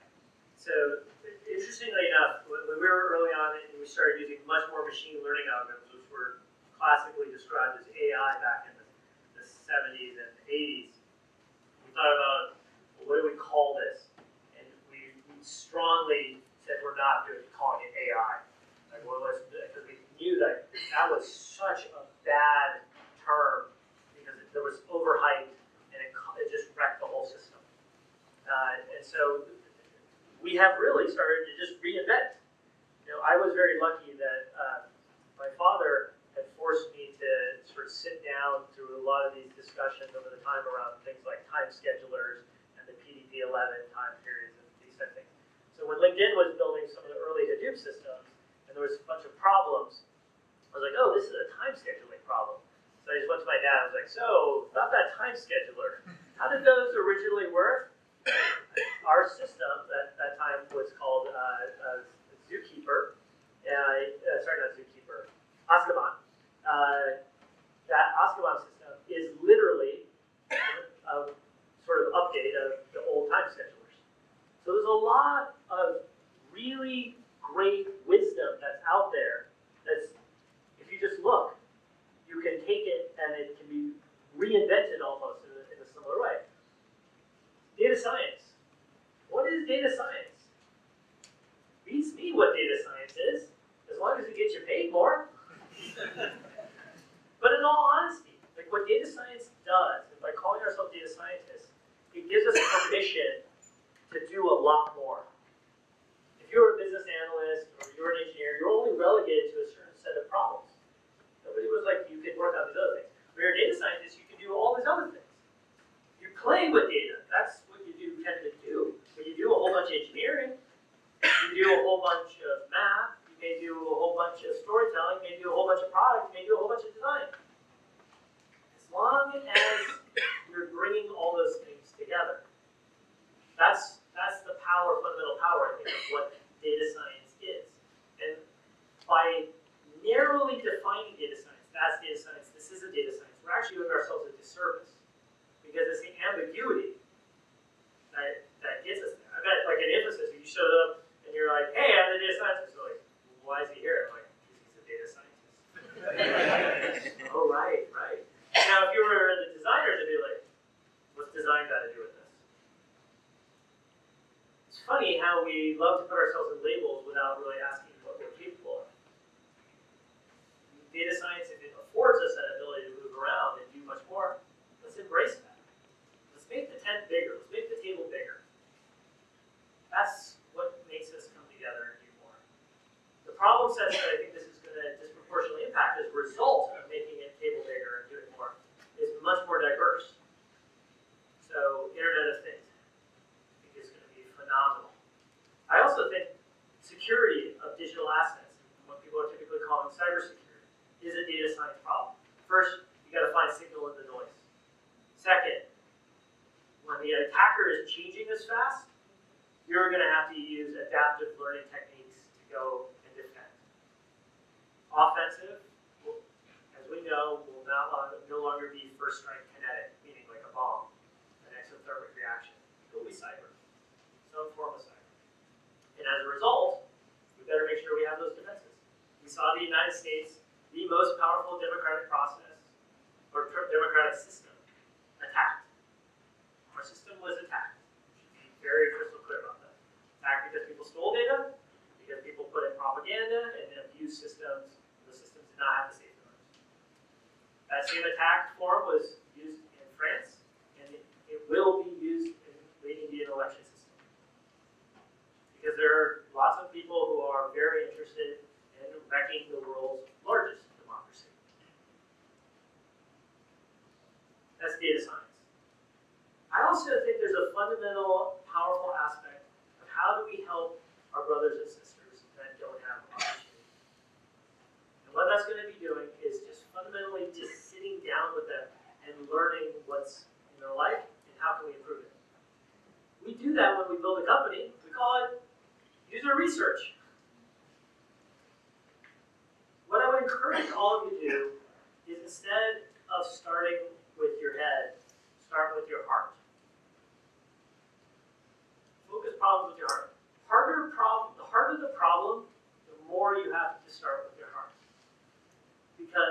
There's too many reasons to say no. And when the problem gets hard, there's too many good reasons to quit. But the outcome of working on harder is disproportionately beneficial. Disproportionately beneficial for your soul because you see the impact for society, but also economically. Economics of working on really great things are massive. This is why you're seeing these incredible funding rounds around companies that are in the medical space in Silicon Valley, like Grail Bio and Color Genomics and other things. Take hard problems. Hard problems are hard. What makes them good to go after? Thank you so much, Jacob. I hope you found the small momentum. So next we have is Tanvi Purohit. Tanvi, if you could, yeah, please. And Tanvi is with Deloitte India, and she'll just be, I think this is rather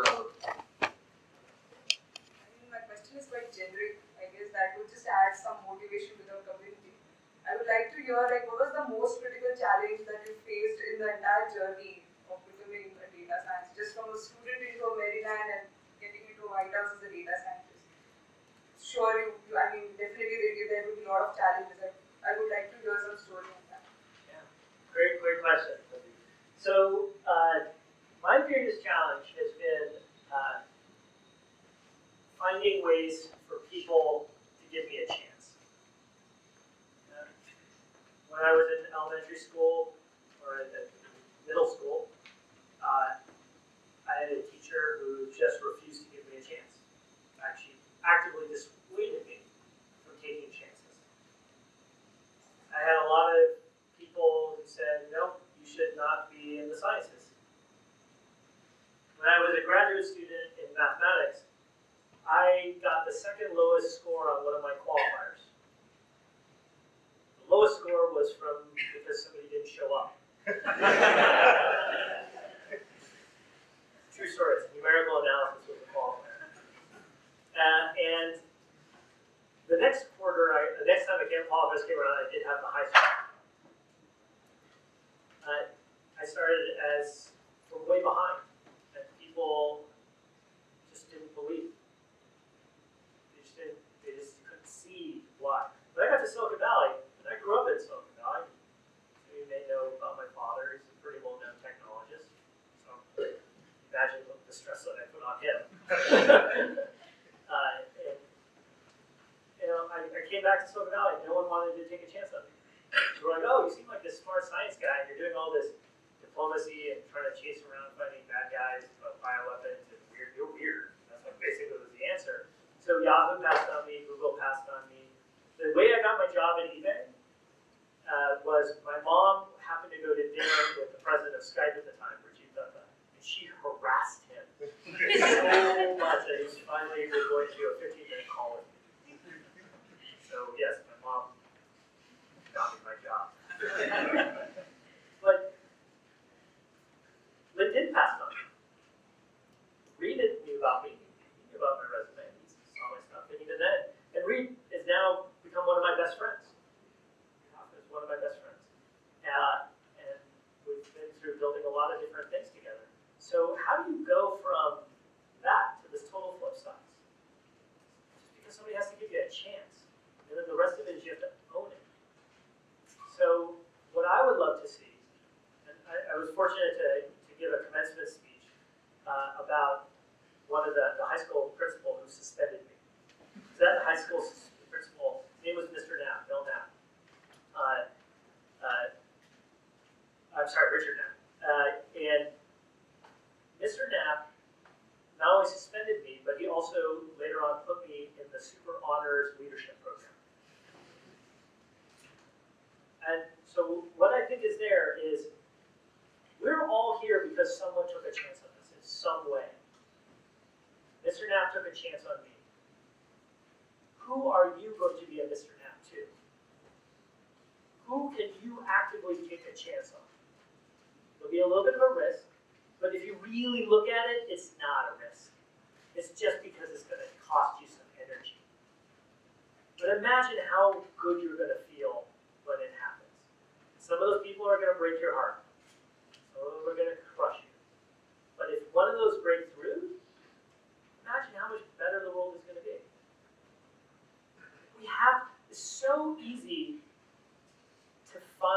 ways to say no. We have to fight for the yes. It's not a yes, it's not a no until it's a yes. Water against stone. You have to find ways to get there. Thank you so much. I think thank you for giving DataGiri a chance. I think DataGiri is never going to be same post this. So thank you. We have another question from Rishu Jain, and Rishu again has a question about how data sciences can be applied to. We always in India from a services perspective see a lot of BFSI and healthcare kind of being done, a lot of use cases over there. But how about something else? So if you could. So, hi, my name is Vishu and I'm working as an analyst at Answer CPD. So, I've seen a lot of data science implementations for BFSI organizations, retail, automobile, and many other more. But, when can we see, data science solutions being implemented for solving basic human problems like, say, healthcare, as you mentioned earlier, improving the traffic congestion, defense, education, and various other sectors? Great. And this is the one thing I want to take away is that the time of data science being the force multiplier now for society on these things. It's really now. Like that time has come. And the technology is there. It's still super brittle. It's very painful. It's tough to clean data. It's tough to build on others' work. But the impacts are there. Like we have enough 1x solutions that prove that the value proposition is true. We now need to figure out how to make it 10x, 100x. And let me just point out, if you look at how much investment India has in smart grid and all these other things, why is it that all the technologies that are used to support these, that do Kafka, Spark, these are all US-based technologies? There's no reason that these technologies can't be implemented and built here.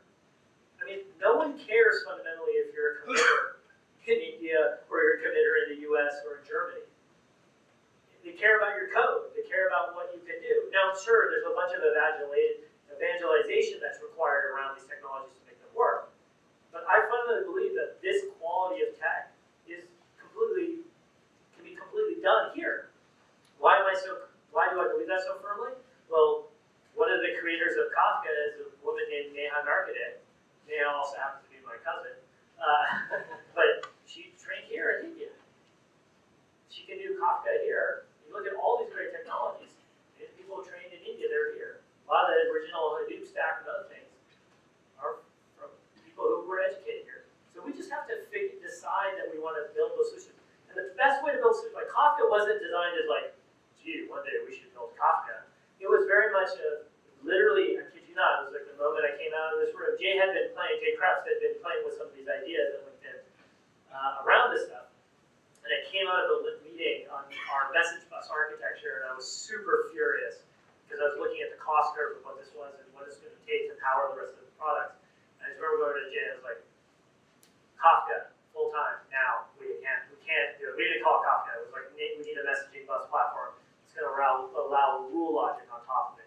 And we have to have this, so just tell me what it's going to cost, tell me what needs to be moved around the product roadmap, and I'll just go make it happen. But enough is enough. We have to go. It's problem first, technology second. And then we figured out how to generalize the technology. So it was very much a 1x to 10x to 100x. And in that 100x now, companies have started. That looks like it's going to be phenomenally well. And it's going to power, I hope. Like I would love to see Kafka being used for people to think about how to more accurately distribute energy as well as water solutions. Thank you. Thank you so much, DJ. So we have the next question from Swastika Jain. Okay. So this question is more on the educational side of things.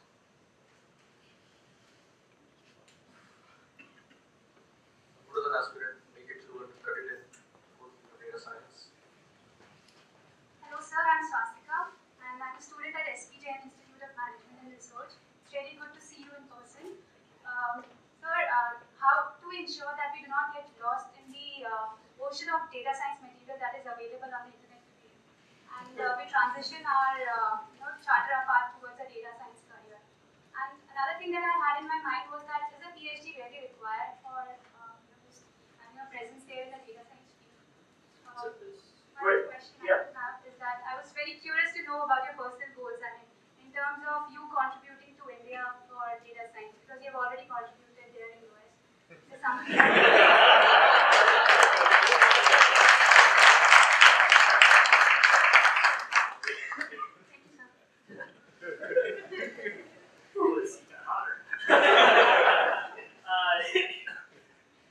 Which order to take this? So the first, let's take it in the order you presented it. So the first is, there is so much data for courses and information and classes out there. It's truly remarkable. I am a massive fan of project-based work. I love, there's so much out there. It's like saying if you want to be an electrical engineer, there's too much choice. Like, where do you start? You have to start with a problem, and then if you fall in love with the problem, the solutions carry forward. I was a great beneficiary of this myself personally. Yes, I did have a bunch of very core theoretical classes as a mathematician, but I remember one of the times where I was playing with sardine data, because there's a big population we have a big problem in California is that the sardine population had collapsed, and a lot of people had depended on this food supply, and no one could really figure it out, so I got interested. I was playing with this data. And one of the things that I had to learn about was fast Fourier transforms. But the class I was taking was on fast Fourier transforms with complex analysis.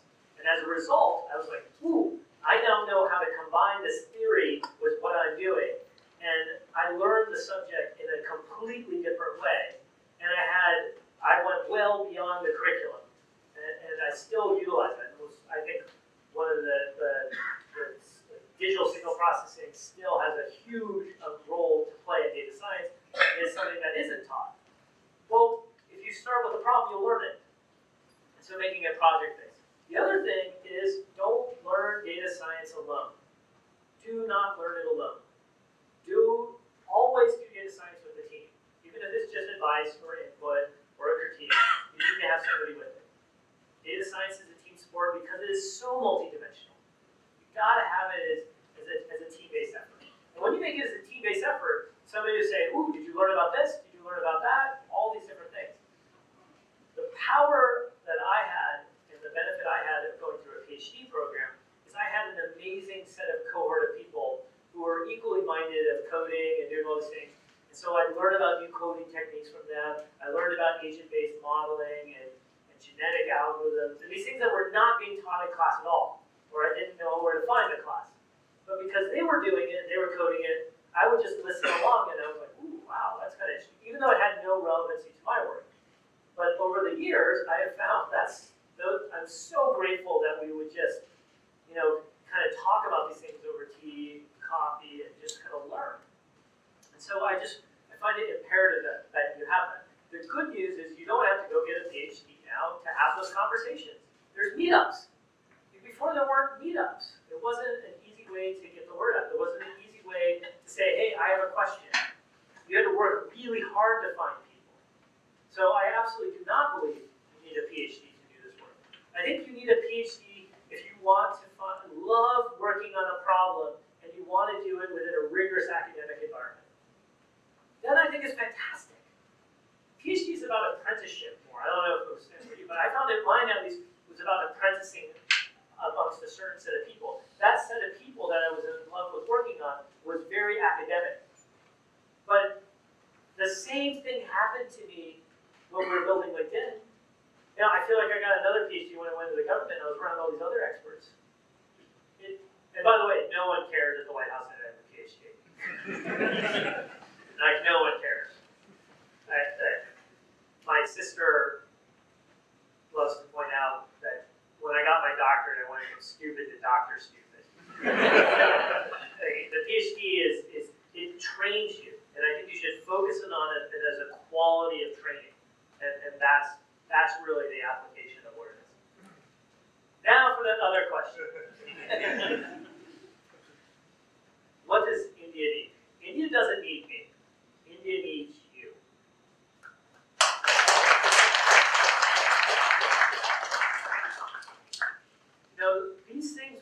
when somebody comes out of the community. I immigrated from India when I was very young. We lived in rural Utah. There was one other family that was brown. And it was a walk. I don't know Hindi, I don't know Marathi, because my grandparents helped raise me and they didn't speak English, and so they learned English by talking to us. There are a lot of cultural similarities that I'm grateful for. What India needs to drive the empowerment is somebody from within. India does not need somebody from outside telling India what to do. So what's exciting for me is that someone here will take that charge and help make what does India really need from a chief data scientist, from a team of data scientists and others.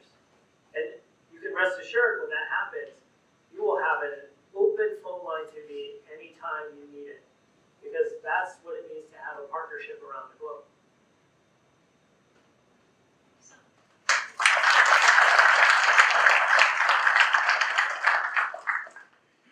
Thank you so much, Swastika. That's a very insightful question. So we have Rohan next. So Rohan again wants to reflect back on what we have, what we read in the popular media about AI and job loss. That's AI. So Rohan, if you could just help us with your question. Yeah, hello, Mr. DJ Patel. To begin with, we see a lot of people are losing jobs due to automation. So my question is, will machine learning and artificial intelligence help bring more jobs to people? If yes, could you please provide some examples or anything? And if no, what would you suggest to be employed in future? This is a really important question for the time we live in right now. And I like the way you framed it, is that automation, not just AI. Because we are seeing it's really automation. It's a combination of technology, robotics, machines that are starting to shift. This shift has been going along for quite some time. The ATM was a version of it. Now the mobile phone in fintech, and being able to do all your banking on the phone is another portion of it. We're seeing this trend continue. Banks will be radically different as a result. We're seeing other places where a lot of the automation will also take place, particularly as machine learning and AI start to become more powerful.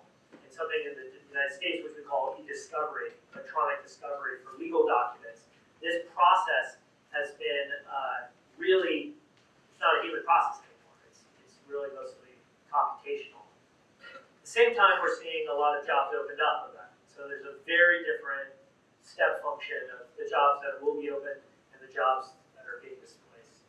And so over that time period, before we get to some new model or new equilibrium, it will be like what we've seen historically around the globe around any of these transitions of people being put out of work or having to transition. Factories, people have picked food, child labor.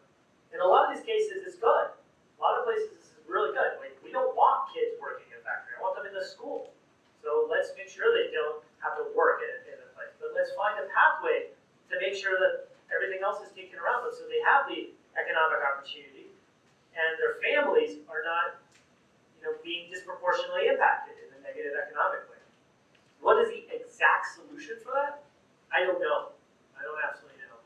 There's a recent post that was put out there by Tim O'Reilly on LinkedIn, and I can't remember the exact economist name who did this, but he did this assessment of looking at U.S. job numbers, and he found this thing very surprising. Something like, because we're seeing about 40% of our retail force being wiped out, our shopkeepers and others, because everyone's just buying online. And he flipped that number, and it was something I believe like 89,000 jobs were removed in a particular area, and it's been something in the last month. There's been like 139 jobs added around these other areas, auxiliary to it. Not just coding jobs, but these other areas of support. And so I think that's this interesting. We're early into understanding it.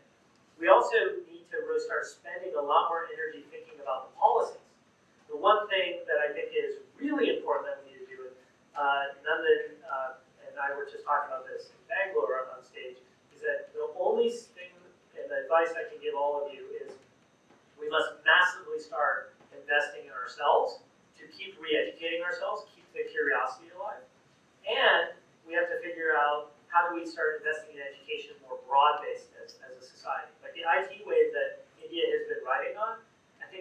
data is going to start coming to an end.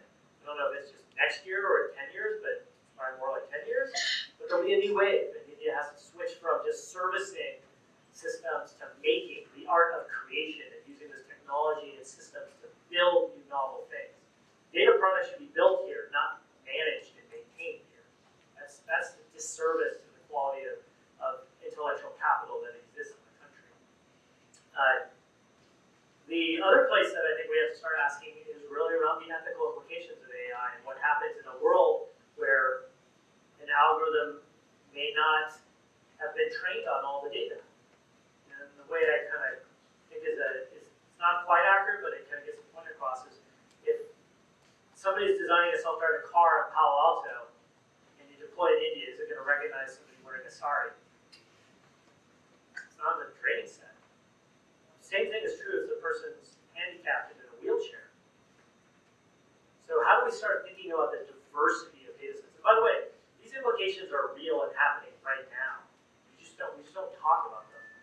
So we have to ask, how do we actually get frameworks to actually understand what is behind those data, especially as they're more black box. Because even when they're not black box, we trust them too artificially. And we need to get prepared for that world as we can, more decision making that impacts our world to this. Good question. Thank you so much, Arun. Thank you, DJ, for answering it at length. We just have a couple of more questions. So we'll first take a question from Tejas Bole. And so the question over here is, again, Tejas, if you're here. Yeah. Okay. You're sitting there. All right. Thank you for making the trek down. Thank you for such an interesting and inspirational talk. Being a student, this was a really interesting talk, and I'd like to ask you, when working on various products and say various ideas that you have to chase, how do you find the sweet spot or a balance between the theoretical knowledge that ML engulfs in? So that theoretical knowledge and the application of it and the actual tangible products that you make. So how is that balance achieved? Wow. If you figure it out, you should write a book.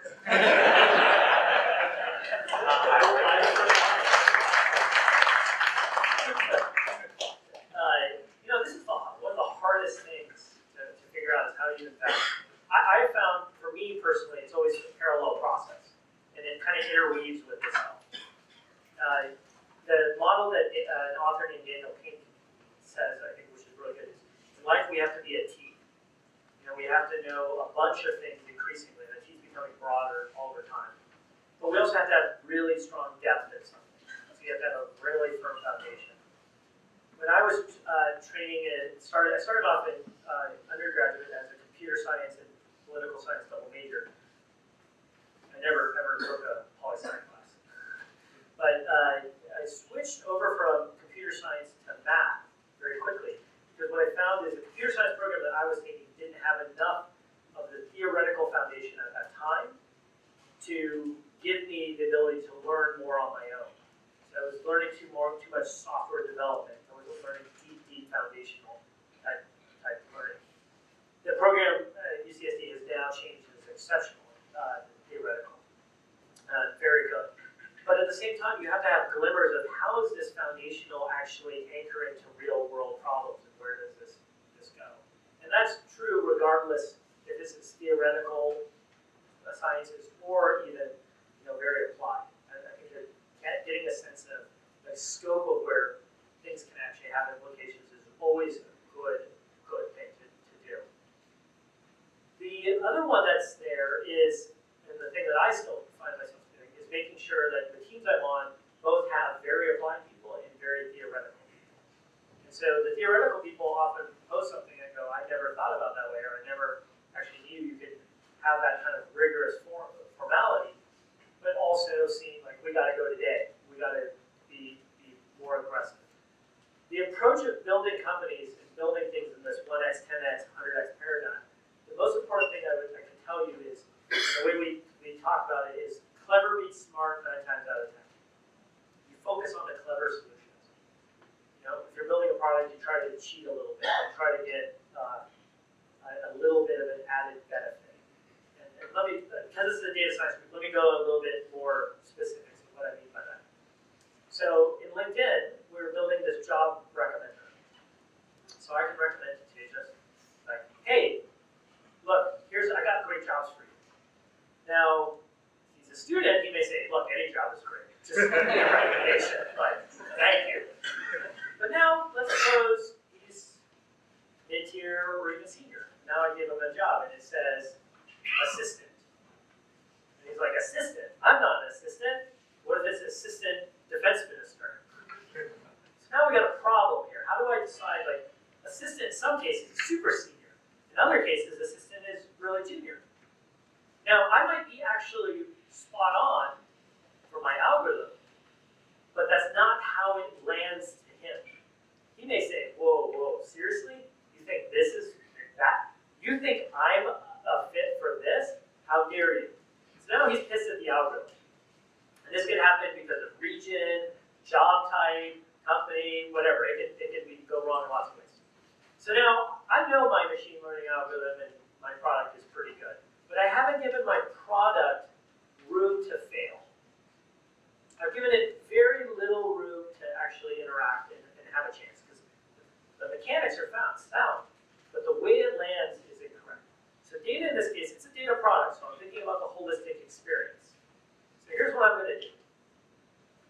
I'm going to give it to somebody else. I'm going to send it to one of your best friends. In fact, I'm going to send it to your girlfriend. And in that box, it's going to say, we found these great jobs that we think Tejas is good for. Click here to send these to him. Now your girlfriend is going to send it to you. So now who are you pissed at?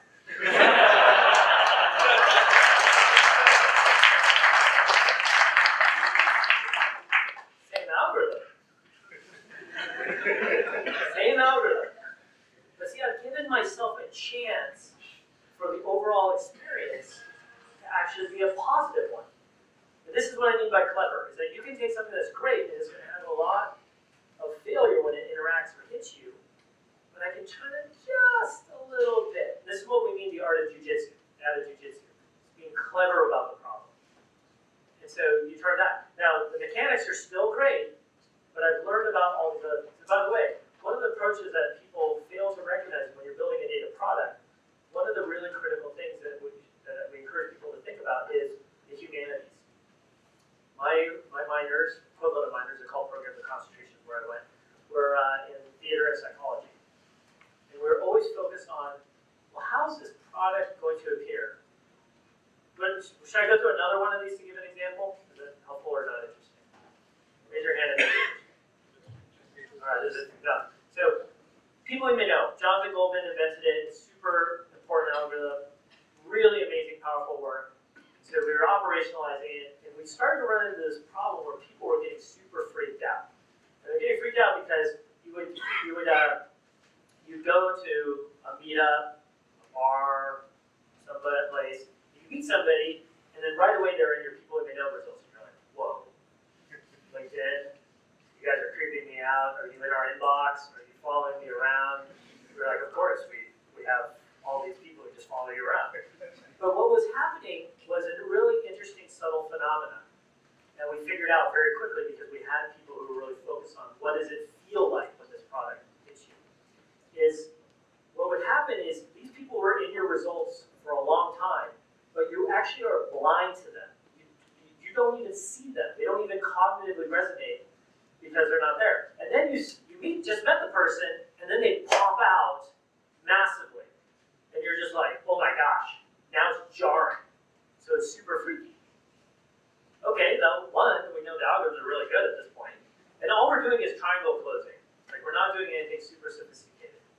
So what we should do in this case is we were trying to figure out, like, how do you alleviate this problem of fear, of creepiness? So the easiest thing you do is you just put underneath that box what you know so-and-so in common. Problem solved. That's a lot of hours of meetings, by the way. It's a simple solution. But the point is that these products aren't given room, and you can do a ton as you build your product, not just thinking about it as data science. Think about it across 3 dimensions. We always ask 3 questions when we build anything. What do you want me to take away? What action do you want me to take? And how do you want me to feel? What do you want me to take away? What action do you want me to take and how do you want me to feel? Most of the time when you get a data product, you're feeling like uninspired, or freaked out, or bored. What would it need to have that product be exciting? What would it need to have that graph or chart be interesting? We put all this energy into crafting the work. We don't do the last mile of actually building that out. Choose colors. We're human.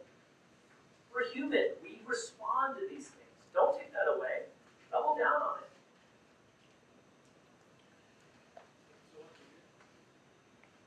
So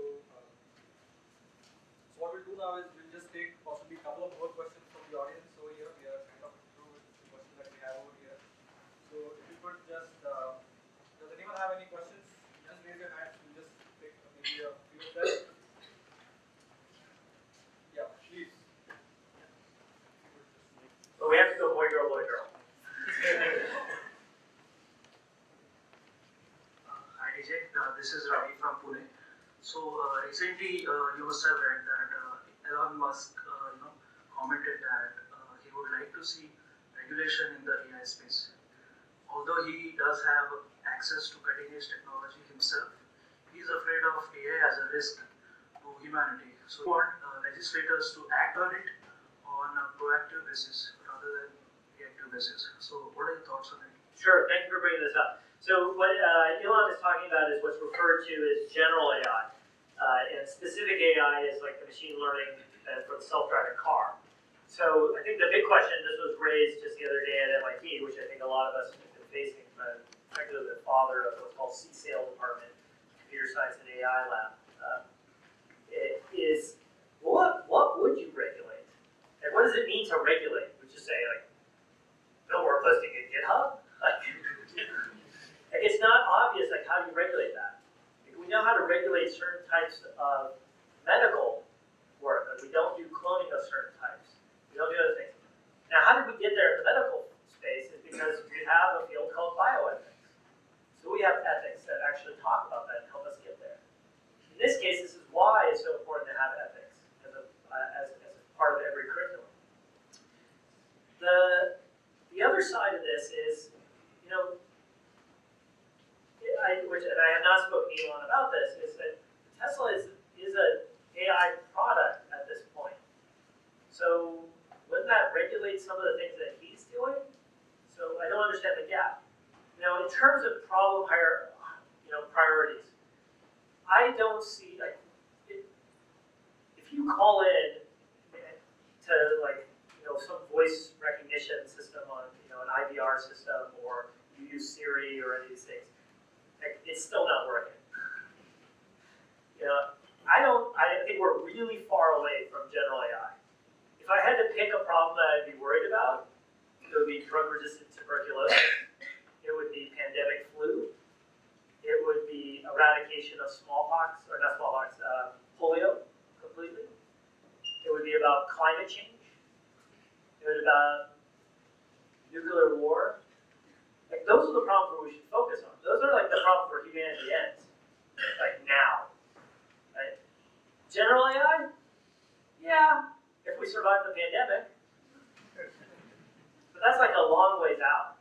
That's a long, long ways out. There's a lot of other bigger threats to humanity right now that I would put way above there. And I would love, for example, to see that same level of attention, which I think he's doing a great job on, of calling out why we need clean energy and renewable energy sources.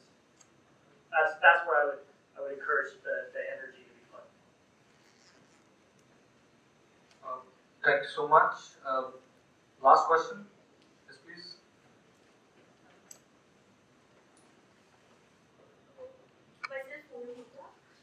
Actually, recently I came across an article of Harvard studies wherein they inserted the data into bacteria.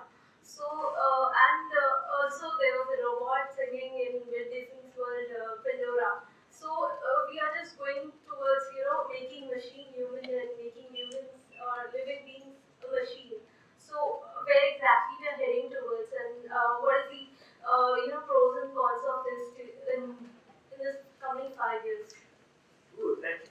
this is really an interesting thing. I think of us as data products.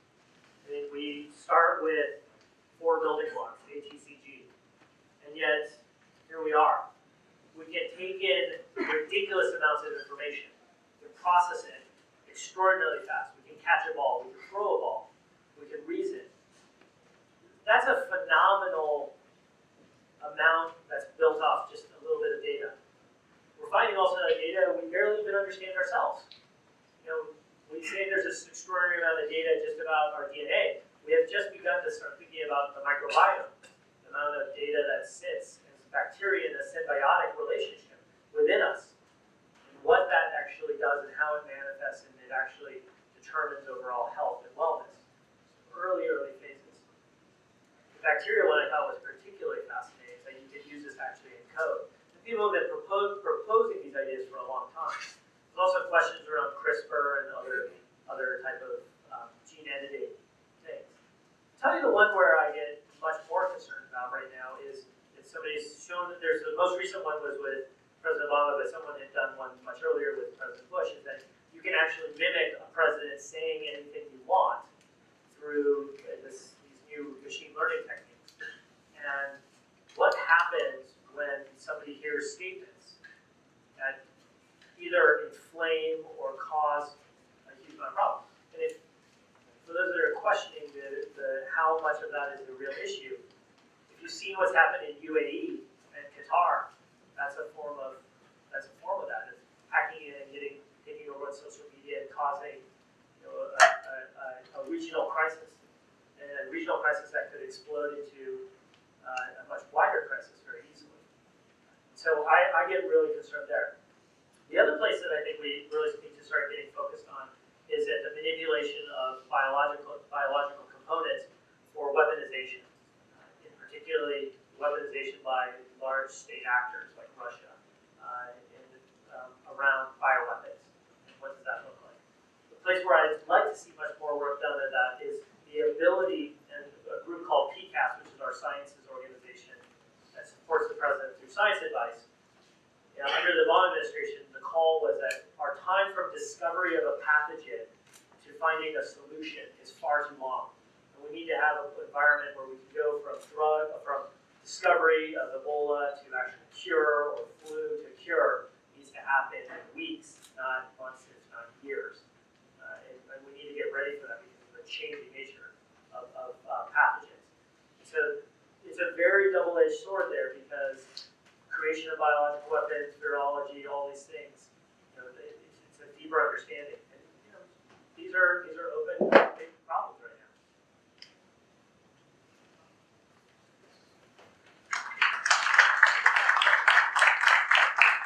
Thank you so much. So, Govind.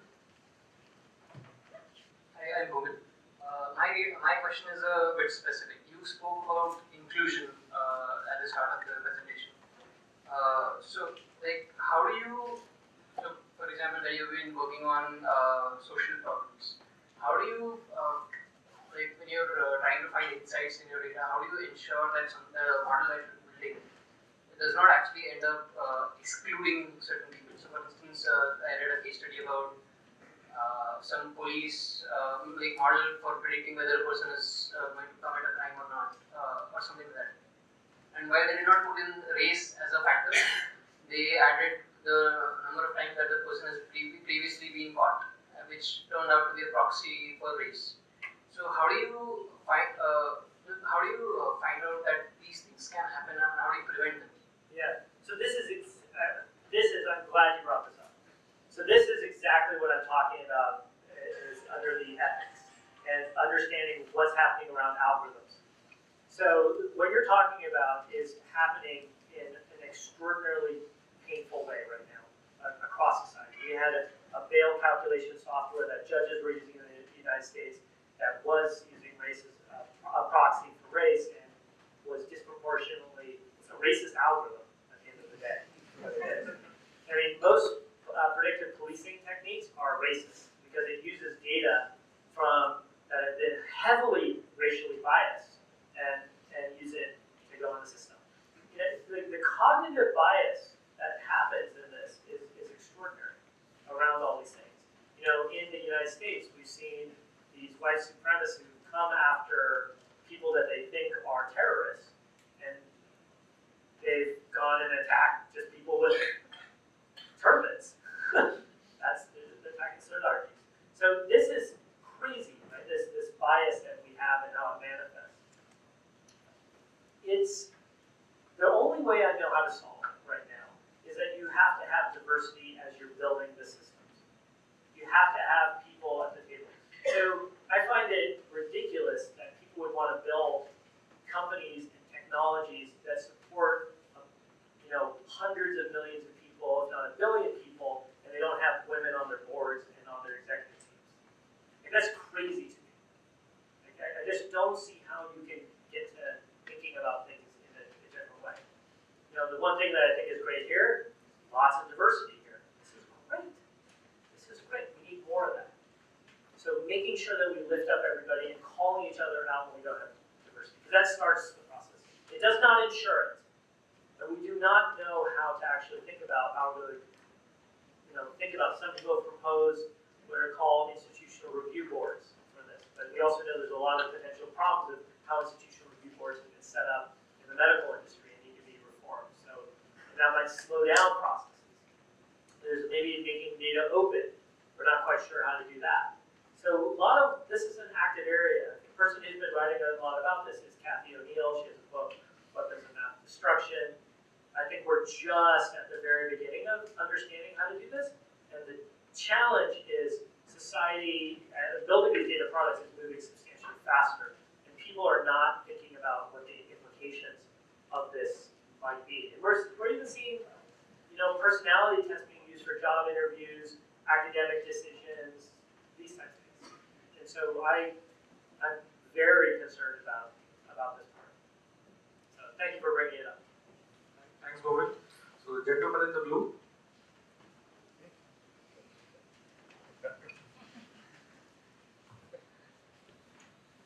Hi, DJ. Thanks for your insightful answers. Just one question that with the advent of automation, robotics, we are seeing, or there is a general feeling that lots of jobs may be lost. And with the society as India, the populous society that it is, and lots of first level, second level skilled labor being replaced by robotics, that would present a significant amount of social challenge in the future. So, being in a technological space, how would you approach this problem, or how would you prepare for this problem when it creeps up? Yeah. So the first thing that I would recommend India do is that regardless, even under the status quo, India is going to have just under demographics and the youth that's coming up by 2025. That population is so large, there's no jobs for that population just itself. So that's the bulk problem. Then, on top of that, there's a big part where automation is going to replace jobs and be something else. And then the question is, does automation actually open up more jobs there, or does it actually just destroy those jobs? So, if I were in India right now, focusing just purely on policy, I would be asking, what are we going to do with this bulk? And in there, the sub-bullet point is focus on the jobs that are going to be replaced by automation. And the reason I say it's a sub-bullet that way is because if our solutions that we're coming up to is like, do more IT jobs, that's not a good solution because they're going to just push them into this bucket. But I would encourage focusing on that big vehicle first. And the only answer I have as a good policy solution right now is on the educational bet. But I would make it a top priority across the country to start asking, how are we going to address this? Right up there with clean water and making sure that there's food for everyone to eat. Thanks. Just we'll take another last two questions. So one, the lady for sure. Let's go with the gentleman in the blue coat. Please go with the lady. Please. Oh, yeah. Meena, go first, please. Yeah. If you have to leave, I understand. Yeah, there's that. My question is, everyone is working on data science, machine learning, everything. What the next stop, suppose machine learning after that deep learning, what the next?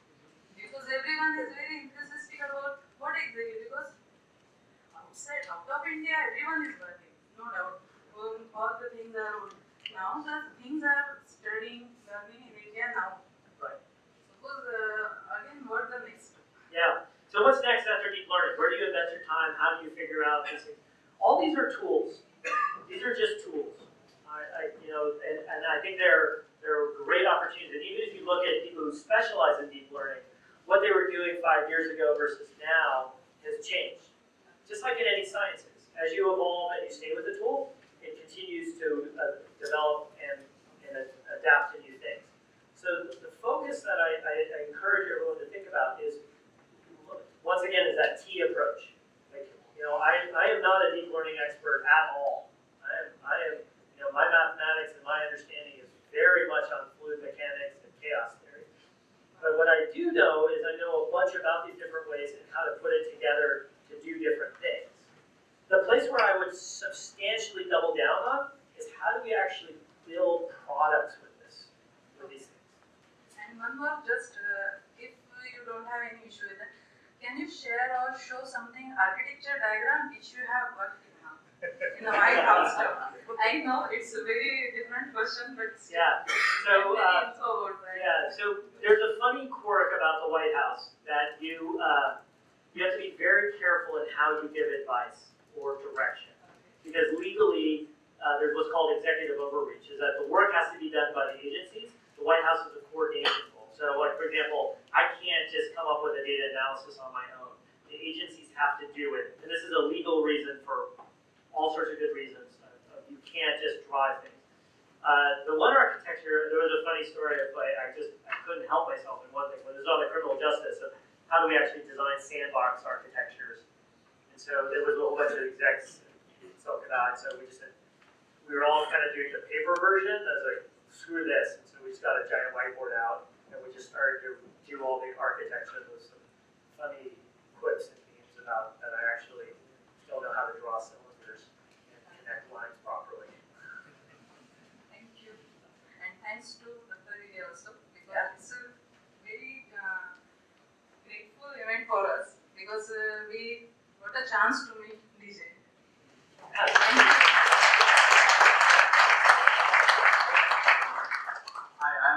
My question is like working on data science projects require a lot of effort, a lot of time.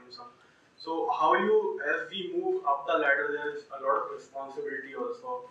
How your advice to cope up with the stress which comes. And secondly, I have a question, like I am seeing you since sort of years following you. You are in really good shape. So what part of data science is embedded in your life that you fit weights or any, if you can advise? So, my wife may not agree. So, stress comes with, stress is a really interesting deep, like we could have a whole session talking about stress. Interestingly enough, tonight I'm going to a meditation class. So I think there's still a tremendous amount to learn about this. When I was frustrated at the White House, I got some great advice, which is somebody said, walk outside and just stand amongst the people that are there, that come thousands of miles to just take a selfie in front of the building. And what does that flag on top of the building represent? And whenever I was depressed or frustrated with something, I would go do that. And just stand there. And just feel what the excitement it was when a group of kids would just kind of run up and just see that building. And what an honor it was to be able to say, I have a badge that lets me through, to have the responsibility that goes along with it. That's a great way to kind of get yourself grounded. There's lots of other ways to get grounded. At LinkedIn, I would just spend time talking to customers. I also spent a lot of time talking to veterans and spent understanding that if we built LinkedIn a certain way, we would help them. Connecting people in unique ways, giving services. So there's a lot that can be done there. You have to find a way to self-care. These journeys are long, they're hard. You have to find a way to do it. I am super fortunate that I have an incredible spouse that is highly more in tune with what type of projects I should be working on than I am. there's a funny story about how her and the president actually decided to negotiate that I would do this job. I didn't actually negotiate this job. My wife and the president decided I would do this job. Because I said no. She and the president said yes. Well, I was very awkward. But the part there that I think is most is if you have a great team, you pick up the team sometimes, they pick you up the other times. And just be around amazing people. If you're in a job or an environment where people aren't ridiculously amazing, go find your type of people. Maybe you're stuck in that job and you don't have a choice. You don't have a choice because that's just life. Life is that way. Find your tribe outside. Try maybe here. Try maybe somewhere else. Find a tribe. Find your people. I tell people, when you're looking for a job, try to optimize, especially in your younger career. There's certain jobs that are 1x job. For every 1 year is 1 year. Some jobs are half a year. You learn at half the rate is what you should. Some jobs are 3x jobs. Some jobs are 10x jobs. 10x jobs is 10 years for every 1 year. 10x jobs, you are not going to survive very long at. It's not possible. You know, if you're on an early stage rocket ship like a Facebook or a LinkedIn, it's exhausting and you are getting physically sick. You know, the number of times I had pneumonia or just, you know, literally near hospitalization was not small. Just because you're working so hard. You look at what the presidency has done to President Obama or any president, before and after pictures. It's stunning. The tenure at the White House is 18 months. Most people stay only 18 months. That's how long, that's how hard it is. You have to find the people that can inspire you to carry you forward. I'm also a big believer in that is fitness. Is if you aren't fit, you're not going to have, when times are tough, you're not going to have something extra to depend on. You need to be in shape mentally, spiritually, and physically to go and tackle really hard things. It's a full package that's required to do that. And that can mean, you don't have to be like, you know, some super bodybuilding kind of person. You just have to find your form of physical fitness. Could be walking, could be whatever, gotta eat healthy, all those types of things. And just be you. Let you be you. And if you do that, that is what's going to save your butt when things are really, really hard. And I consider myself lucky that because of that, I can carry through when times are ridiculously tough, and I can have a lot more. I can count on my body physically staying through when, and otherwise, but overall, that's why when nobody's asked me like what I'm doing next. Thank you for being so kind. Because I am unemployed. But the part there that I'm working on right now is I'm working on getting physically back in shape. I was out of shape at the end of the White House. I'm getting back in shape mentally. I'm getting back in shape spiritually. Because I would like to work on a hard problem again. But I also know that if I go like right now, I will fall back down. And by the way, please don't take my arc of things I've been so incredibly fortunate of like, I only know how to win. That's far from the truth. Now, I had a $41 million startup failure. People thought I was dead in Silicon Valley. They thought there was no hope that I could ever get back up. I've had incredible screw-ups, but I've also had an incredible network. When I failed, my network said, hey, we still believe in you, and we are going to help you get back up, and we will find a home. That's how I ended up at Crayon Partners.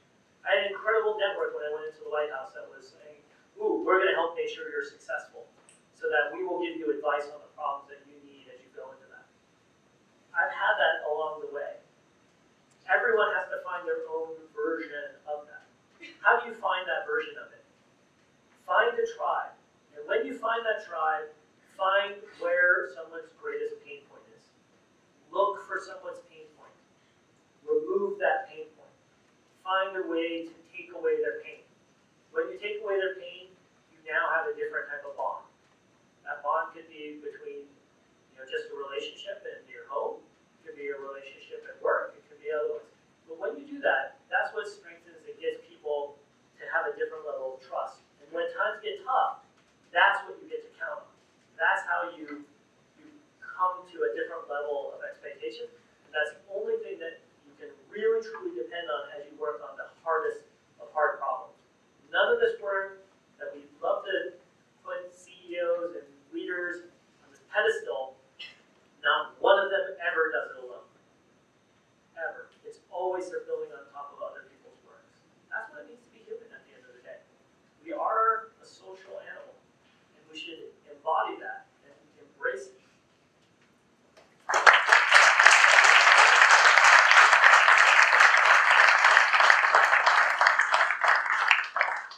Thank you so much, DJ. I think this has been much beyond data science, and we have been able to see a very personal side of what DJ Patel. That's not what we intended or expected, but it has been an amazing thing. Another very significant data point that we have is that behind every successful man, we have a woman. And a mom. And a mom. Otherwise, I've never gotten that job. Thank you so much for coming here. I would like to now invite Patil for just closing remarks.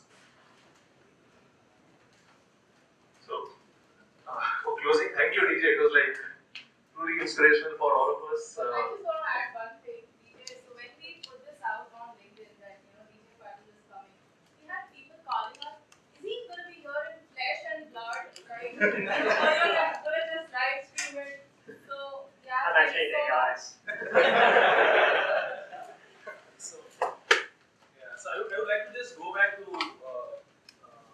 the last August when we started this community. The idea was to just float a community which is truly authentic, build an ecosystem where we get inspiration from each other. How can we accelerate the learning of each other? So that was the whole concept behind this community, and everybody is like, a lot of these guys are like, were part of that at the first event as well, and they are with us now as well. So on 6th of December, there was the guy named Tejas Zarekar. He's there? Okay, he's not around. So he said on Meetup that I don't know whether it's too much to ask for, but can you get DJ Patel for the Meetup? And that's right there. Okay. So we responded to him saying that this gives us some serious goal for 2017, and it may be too ambitious, but we can tell you one thing, that we'll give our 200%. And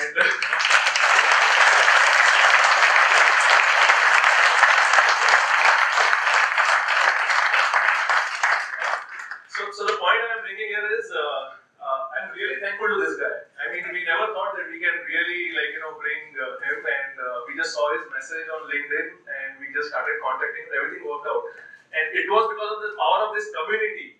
I mean, it was no commercial, nothing, no intent. It was power of this community where we really was trying to get him here. So thank you very much, everyone here,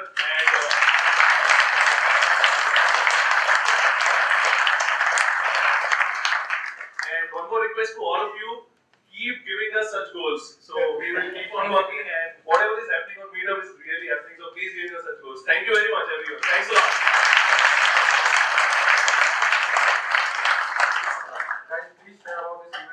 Social media, so you can go ahead with DataGiri with DJ. That's the hashtag DataGiri with DJ. So please go ahead with that. So DJ, if I understand, you're open for networking on the. Yeah, I can hang out for. And let's give a final round of big applause.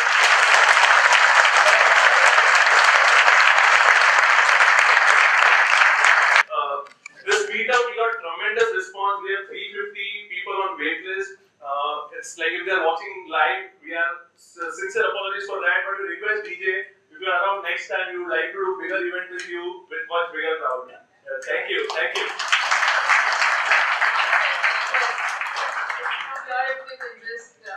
I don't know, you want to take it or Okay, I'll take it, I'll tweet it out.